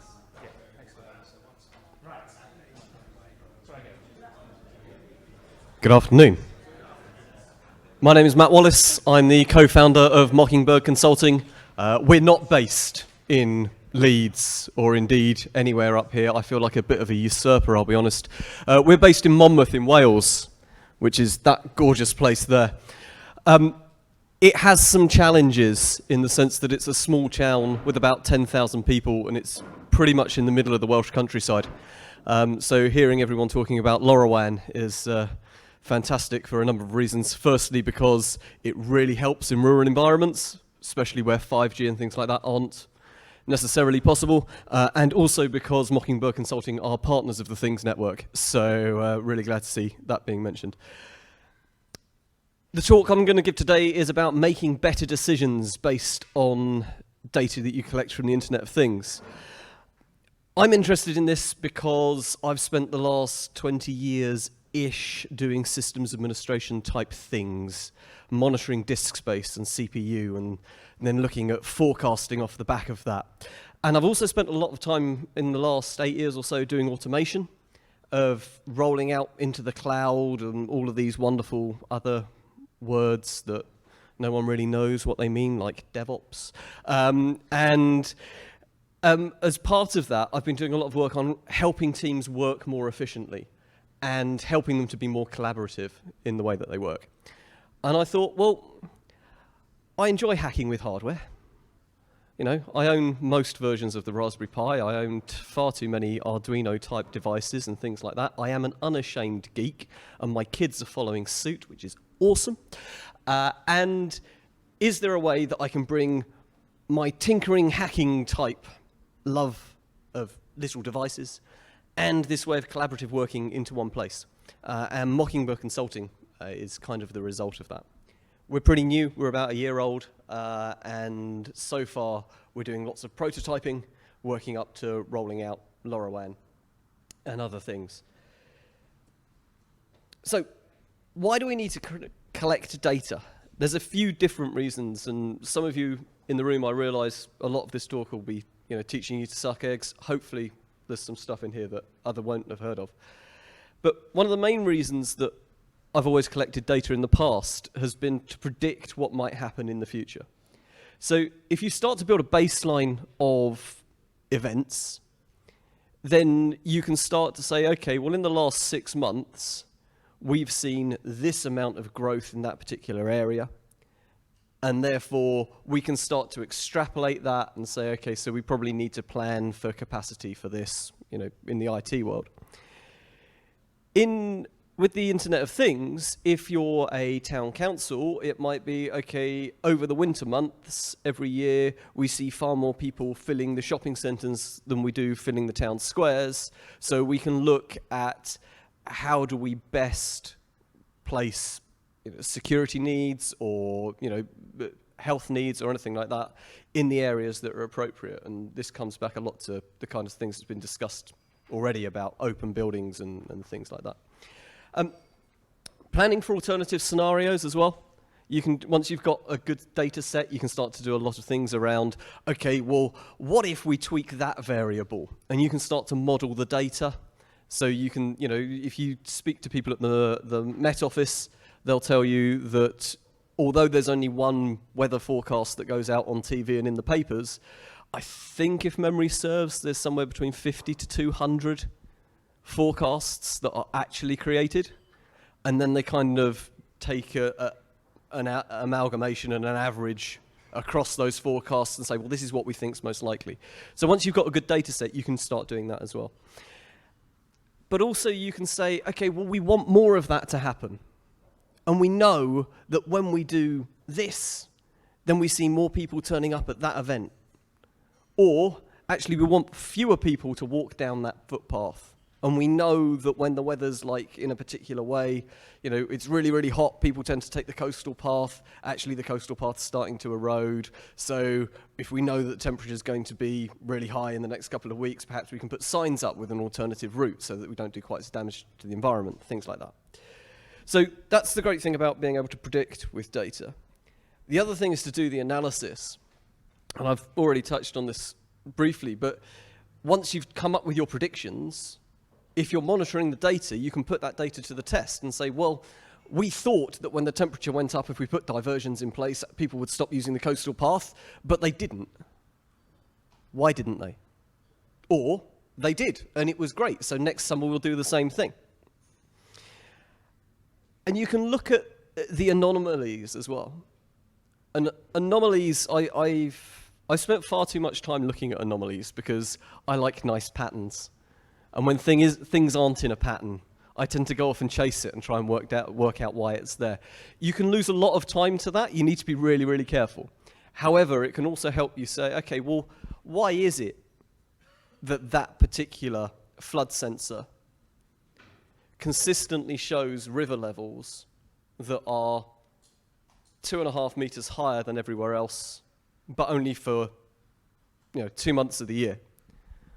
And then you find out that, and this is out of my head as opposed to an actual anecdote, but you find out that someone's been parking their narrowboat underneath the branch that the sensor's hanging off and pointing at the river or something like that, And so you can chase down the outliers and you can start to say, okay, well, there's an easy way to solve that. We just prevent people from mooring their narrowboats underneath the sensors, and then, everything comes back to normal. And finally, sharing the data. I am a huge fan of open source software, have been for years. I'm a massive fan these days of open data, although not necessarily in the Facebook Cambridge Analytica sense. And one of the great things I found with opening up data, and if you talk to people like the Office for National Statistics down in Newport and various other government organisations, they'll tell you the same, is that you haven't got a clue what other people are going to do with that data. Network Rail opened up all of their APIs and all of their timetable information. And you can very, very easily connect to their servers and pull down, I think it's every 30 seconds, all of what they call activations. So all of the movements of every single train that's currently going over the UK rail network. It's a phenomenal data set. There's a website called Real Time Trains. You go in there, you plug in where you're going from, where you're going to. It tells you every single stop. And I don't just mean the stations, all of the signals, all of the crossings, everything like that. And yes, I am a bit of a train geek, but that's another talk for another event. One of the things I took the information with, I was looking at it thinking, this would be great. You could build a scale model railway and run it based on what's coming through the API. Then realised that I'd need a small farm in order to model something like Leeds or Reading or Cardiff Central, and thought, okay, so how else can I do this?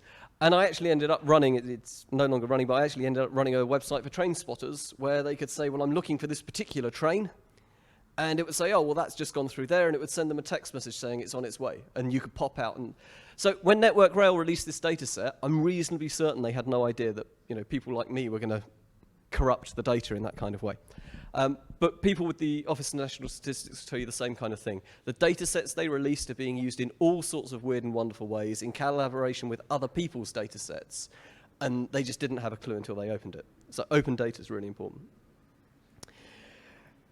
I'm going to give you another internet of now, and it's a bit dangerous, but when I talk about communities and how they can make decisions, I talk about the internet of threes. And bear with me on this, okay? So the idea behind the internet of threes is that you talk about people, places, and things. And of the three, actually the things are the least important. Who's going to use the data that you collect? Because if no one's going to use the data that you're going to collect, you might as well not bother building the sensors. What's it going to be used for? Why is it being collected? What value does it bring to a community? And if you don't know, go and ask. I put out a thing on Facebook in Monmouth saying, so I've got this LoRaWAN gateway. And everyone went, what's LoRaWAN? I said, well, it's this network that, and they were saying, okay, so how come that works when my mobile phone doesn't because we have coverage issues? And actually, that was the wrong thing for me to do. What I should have done is said, I can help you learn more about the environment around you. What do you want to know? As a result, we now have in prototype phase 2 devices based off the back of a Raspberry Pi, one of which uses Bluetooth to track footfall through a particular premise. I'll come on to the data security around that in a minute. And the other one is actually a circuit board that sits on top of the Raspberry Pi that also does things like humidity, air quality, temperature sensors, and things like that. So you start to, because the thing that actually people wanted to know was, well, what's the air quality like at the kids' playgrounds? Because as gorgeous as Monmouth is, and that's Monmouth again, there's a lot of slides of Monmouth in this, we do actually have a dual carriageway that runs pretty much through the town, and it links the M50 in the north and the M5 with the M4 and Cardiff in the south. So anyone that doesn't want to pay for the Severn Bridge uses it to come from the north and down into Wales. Ooh. Okay, places. Places are also really important when it comes to this stuff. And I will rattle through this. You do need to know what the area is that's going to be covered. If you've got municipal Wi-Fi that you can hack into, or not hack into, that's the wrong phrase, but if you've got municipal Wi-Fi that you can use it. Don't worry about deploying your own network. Piggyback off other people. It's simpler. If you have to use SMS because you haven't got any other coverage, use that.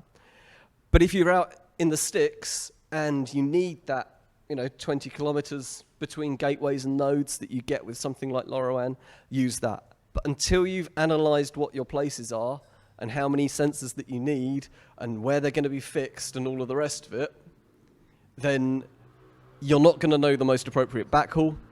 And so therefore, the chances of your project succeeding are going to be drastically reduced. And finally, the things, I'll skip over that because everybody here knows what a thing is, right? Loaded term or what? But you learn from the people and the places, and that's what focuses how you design the things and what they're made from. Very quickly on collaborative working, it's a big part of what I do. Using data for collaborative working is always good. If you look at a hospital, if you're going for an operation, everyone's got specific roles that they carry out. You wouldn't expect the surgeon to be doing your paperwork when you turn up. You probably wouldn't be expecting the physiotherapist to be administering the anesthetic and things like that. Successful teams are made up of building people, all of the talents in a team working towards the same goal. There's plenty of tools out there for collaboration, from things like Slack and Skype and Google Hangouts for video conferencing to open data portals, so you can share this data amongst your team so that other people can look into it. And sorry, I shall skip through. I'll skip past that. So this is the last thing. Paul. So improving customer confidence is a big thing. We've heard from Julian about GDPR and the unintentional data. In the Netherlands, they found out they were monitoring the heat of houses, and they were doing thermal imaging and things like that, and then realized that to find cannabis factories, and then actually they realized that if they waited till winter, they could just look for the houses where the snow had melted on the roof. And so the unintentional data that they were getting just by looking at the snow was that was probably a good place to raid. With the little Bluetooth devices that we've got, we're actually making sure that the information that we upload to the analytics platform doesn't contain the MAC address at all. In fact, it doesn't even contain the timestamp that the MAC address was seen. And what we do is we generate a unique identifier, we match that to a 5 to 10 second period that we've scanned for, and it's that gets uploaded, and it's that data that gets timestamped. So making sure that things are anonymous is something that's we do, and it's probably something that I can chat more about in a minute. There are industry standards and trust marks available. There is the IoT mark, which is an industry-wide approach to develop a standard mark, which is registration-based, informing about all sorts of things like how the device was made, what was the supply chain like, was it ethically sourced, what rights do you have over your data, all sorts of things like that. And then the Mozilla Foundation and ThingsCon have got a trust mark, which is effectively a self-certification to encourage businesses within the IT industry, within the IoT industry, to adopt this kind of ethical business practice when it comes to the manufacture of devices and networks. There is, of course, legislation. There is GDPR. There are many, many other parts of legislation that either exist or are no doubt on the horizon once we leave the EU. But things like the Modern Slavery Act, do you know that the cobalt that's inside your chips has come from an ethically sourced mine in the Congo and things like that, or was it slave workers? And when you start to get into the nitty-gritty of the supply chain, it starts to get really complicated to try and track that back. And the waste recycling directives, which will probably still be a thing. And then finally, transparency. I'd be remiss to speak at an ODI event without mentioning the ODI. If you aren't already involved with the ODI or the EFF, then I'd recommend that you do so.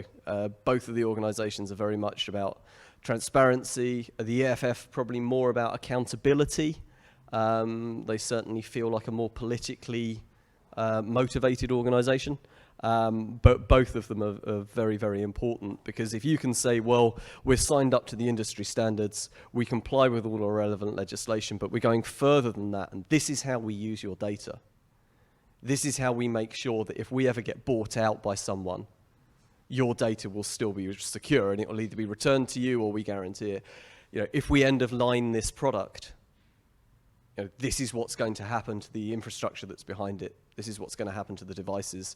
Your device will stop working. Your device will continue to work. All of that kind of thing. Then you'll find that your customer confidence levels in what you do will be far higher. And all of this, hopefully will give you the metrics and the monitoring that you need to improve your decision making. And that's it. Thank you very much. So, not quite live from Monmouth, but live at Leeds. Any questions? No questions. Quite soon in the air quality thing, maybe talk about that over lunch. Yep. Which should be quite interesting. And just if anyone over lunch can grab me, has anyone found a very good air quality monitoring kit? We're building one. Fantastic. So, maybe you can catch me, yeah? So that's, none of that is air quality. So I'm talking about NOx, sulfur. Getting there a little bit. So I am looking for a decent air quality monitor. I haven't seen one yet. So are we. I'm looking for pollen sensors. Great. So we're going to chat over lunch about that. Fantastic. So if there's no more questions, another round of applause. And Steve, you're back on. If you could pull out the table behind. Fantastic.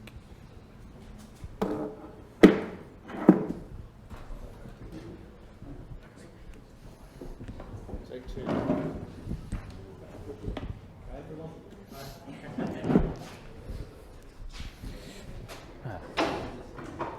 Did he just walk off? Where's the microphone? You got it?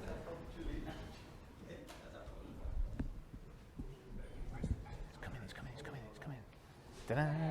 Hooray!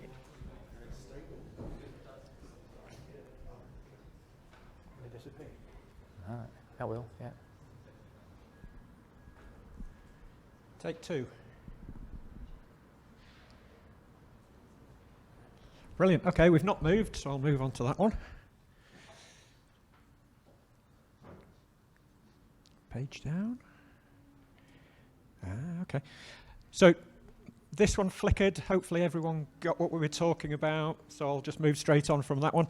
Okay, so as you've heard a couple of times, at the moment we've got 3 gateways on the district. We started it with a pilot for river level monitoring. We're not doing it for flood reporting, we're doing it more for understanding cause and effect and catchments and whether, how the water reacts. They are currently run out of batteries, so we've effectively gone through stage 1, which was proving the concept. They went into relatively accessible areas. So actually, the fact that the batteries aren't getting changed isn't because they're not accessible, it's because we don't need the data there anymore. So that data, that project will be shut down and it'll be, we've captured that information, we're in the process of moving them. As a local authority, we've got to get the balance right between justifying additional gateways. So it's a bit chicken and egg. So we've got 3 gateways out there. One of the issues with Things Network at the minute is we don't know what volume's going through it and who's going through it. So for anyone who is a Things Network user, there's a survey coming out. So I filled it in yesterday and said, please give us some stats on what's coming through our gateways. Because as a hobbyist or a user, you might not be bothered about other people, but I think there's quite a lot of users out there that are interested in what's coming through their gateway.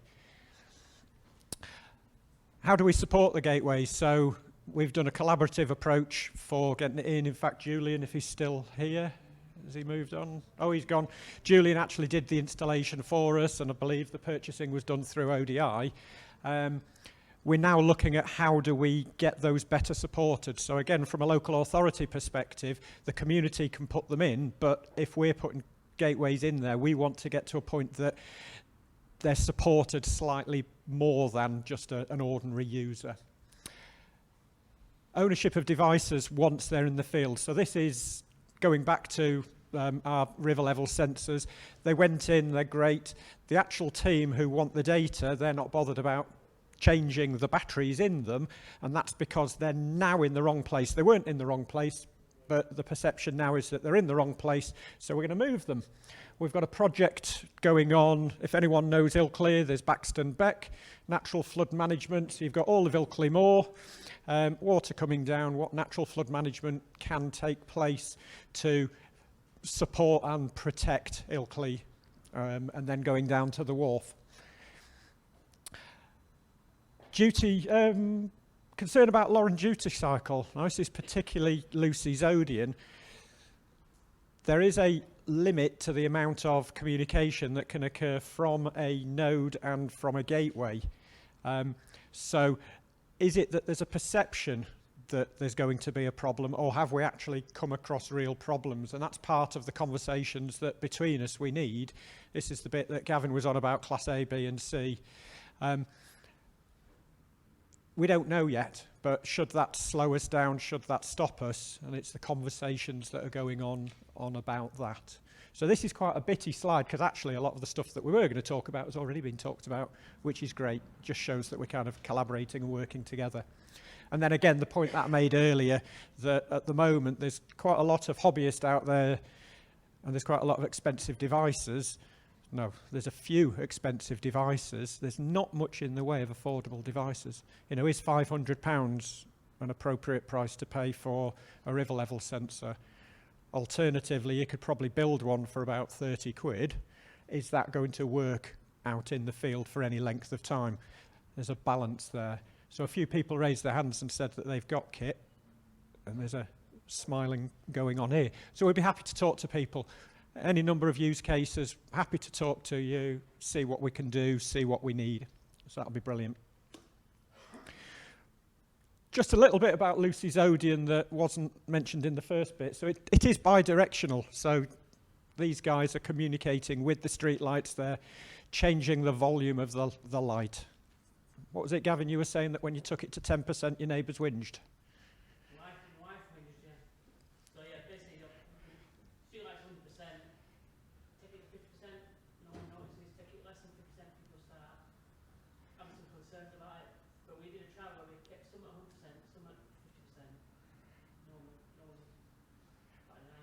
Yeah.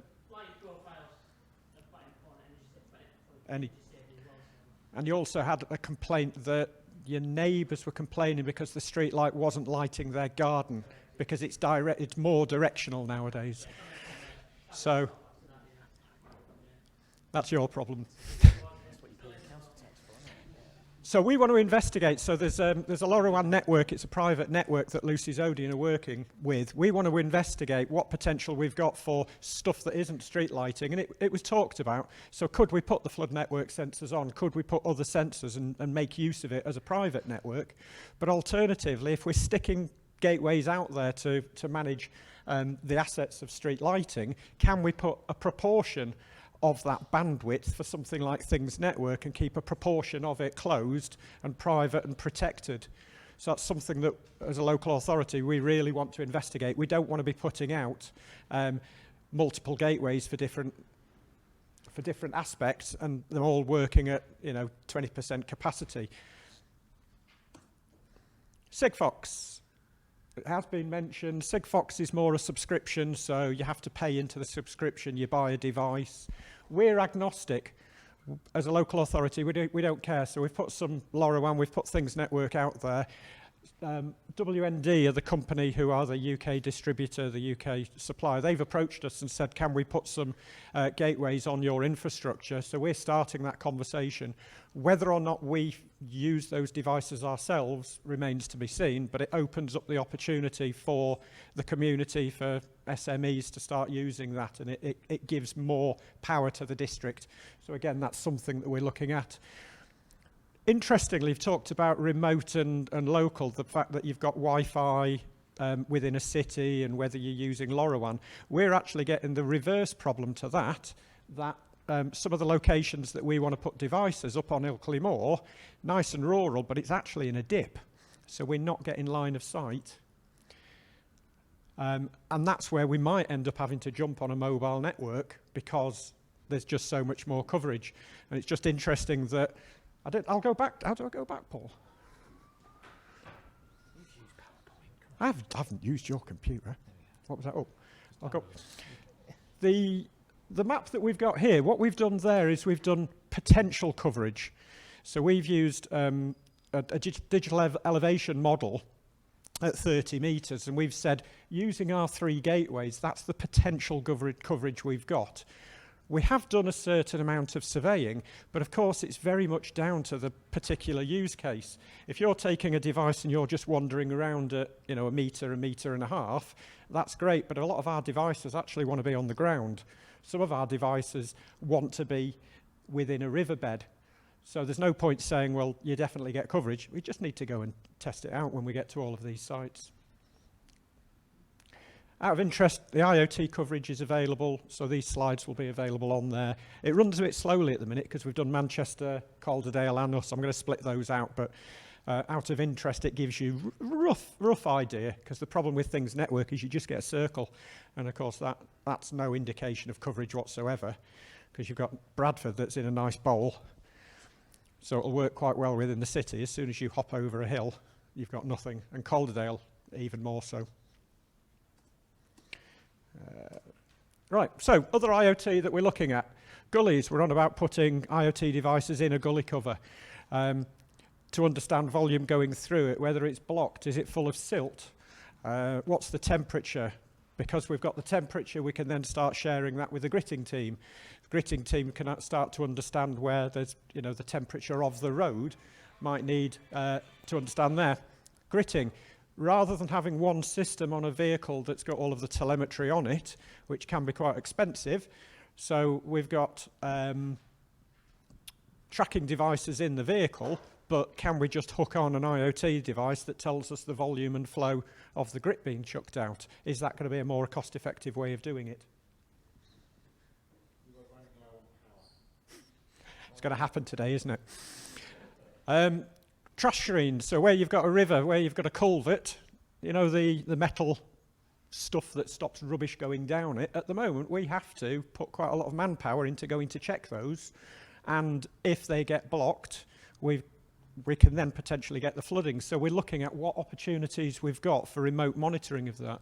You might have seen that the EA, on certain of the Environment Agency, on certain big streams, they've got a camera, and it's looking down, it's taking a photo, so that they can do all of that remotely. They can react to it, but they can also, in the, you know, when bad weather is forecast, they can understand and go out and clear it in advance. Litter bins, when are they full? How many times have you seen in a city centre a litter man carrying half a plastic bag full of stuff? How much effort is going into just double checking on a bin? Belly busters, they're great. They're quite expensive. It's a compactor unit, it's got solar powered, it's got a SIM card, it'll communicate back and tell you when it's full. Absolutely brilliant. They're very expensive, so they work well in cities, but we've got however many 100 bins out there, so what opportunities have we got for understanding when a bin is full and therefore schedule appropriately somebody to go and empty it?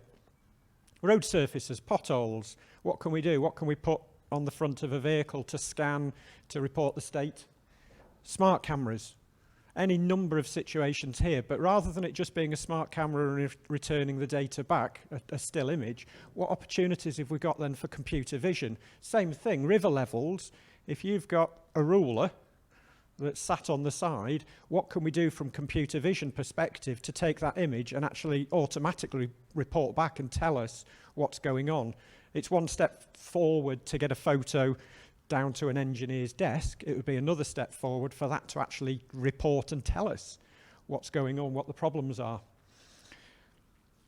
There's a project going on nationally. It's run by Nesta. It's the Flying High Challenge, and that's looking at the potential for drones in the future, in the next 5 to 10 years. And part of that is, what can we do? What can a drone do? Air quality has been talked a couple of times. So we started to think, you know, can you stick a probe out on a drone and fly near to a stack? You know, can that report? Can the drone go into dangerous environments and prevent, you know, the potential risk to individuals? IoT on top of that, what extra bits can we get there? Air quality, so yeah, we're looking for air quality. Got to get the balance right between the certified devices that we've got to report back to DEFRA versus quality data that's good enough to get extra data from that. So yeah, how can IoT help with that? Smart office, DC grid. How many times do we convert AC to DC to AC to DC? Somebody was telling me it's 50% losses Whereas if you can store that data and run all of your PC equipment, which is running on DC anyway, you save a huge amount of those losses and you can get the data back. So it kind of power on Ethernet on steroids.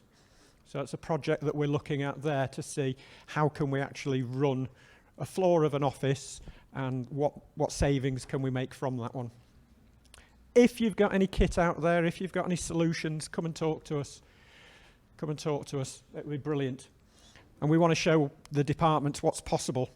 So we might have any number of sensors. If we can get a department to then turn around and say, could you change that and use that in my situation? We say, not a clue, but we know who to talk to. And that's what we want to do. So has anyone got any questions? No, before we do that.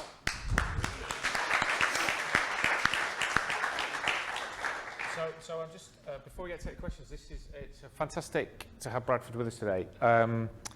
Your journey with IoT started at our flood hack, which happened 2 or 3 years ago as a response to the Boxing Day floods. We saw what could be happen. Julian and Dave brought the Things Network. The flood network brought their kit.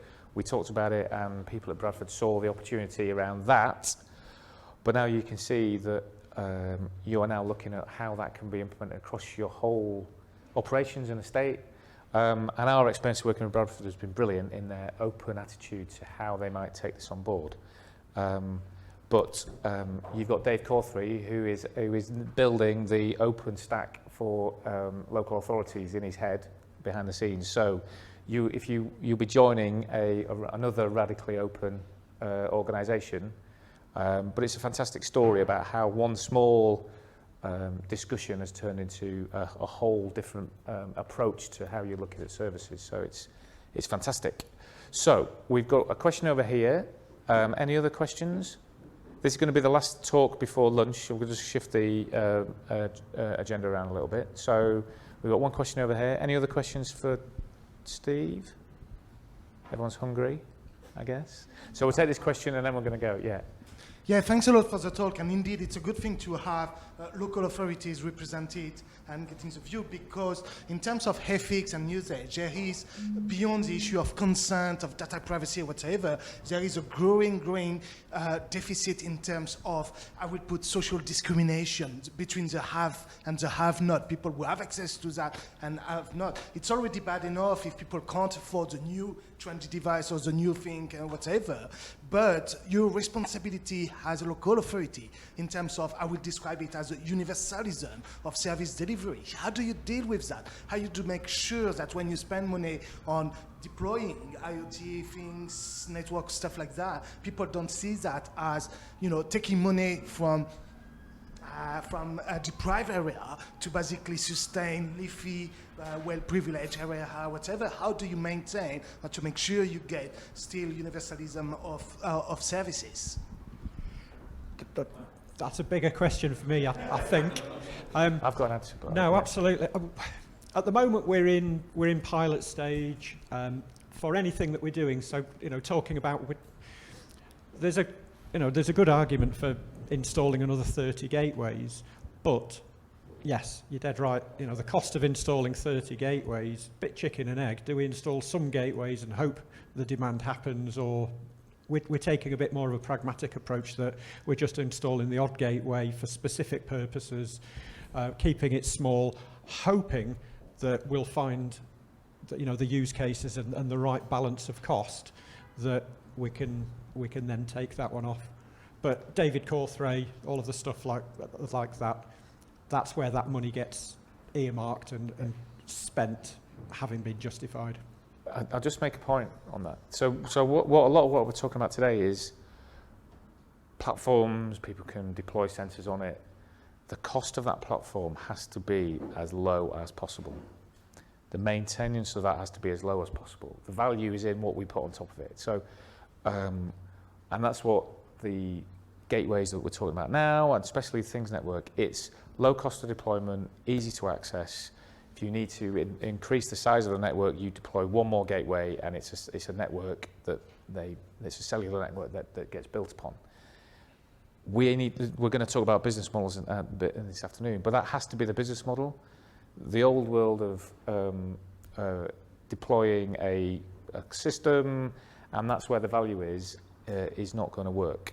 So we all have to, and this is what today's all about, is aligning everyone's interests. So it's everyone part of that supply chain into creating a value, which is the sensor and the intelligence at the end, is aligned.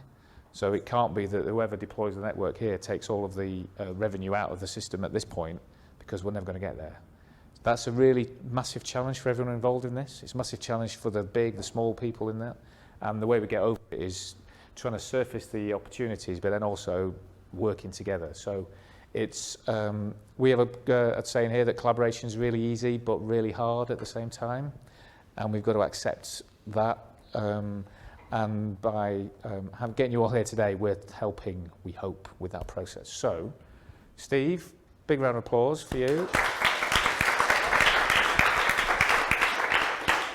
And we're going to have lunch. We'll switch around the agenda a little bit. We've got a bit of time in the afternoon, which is good. So please make some new friends, have a chat. I'm here to talk about a decent air quality monitor. So yeah, that'll be very good. Thank you.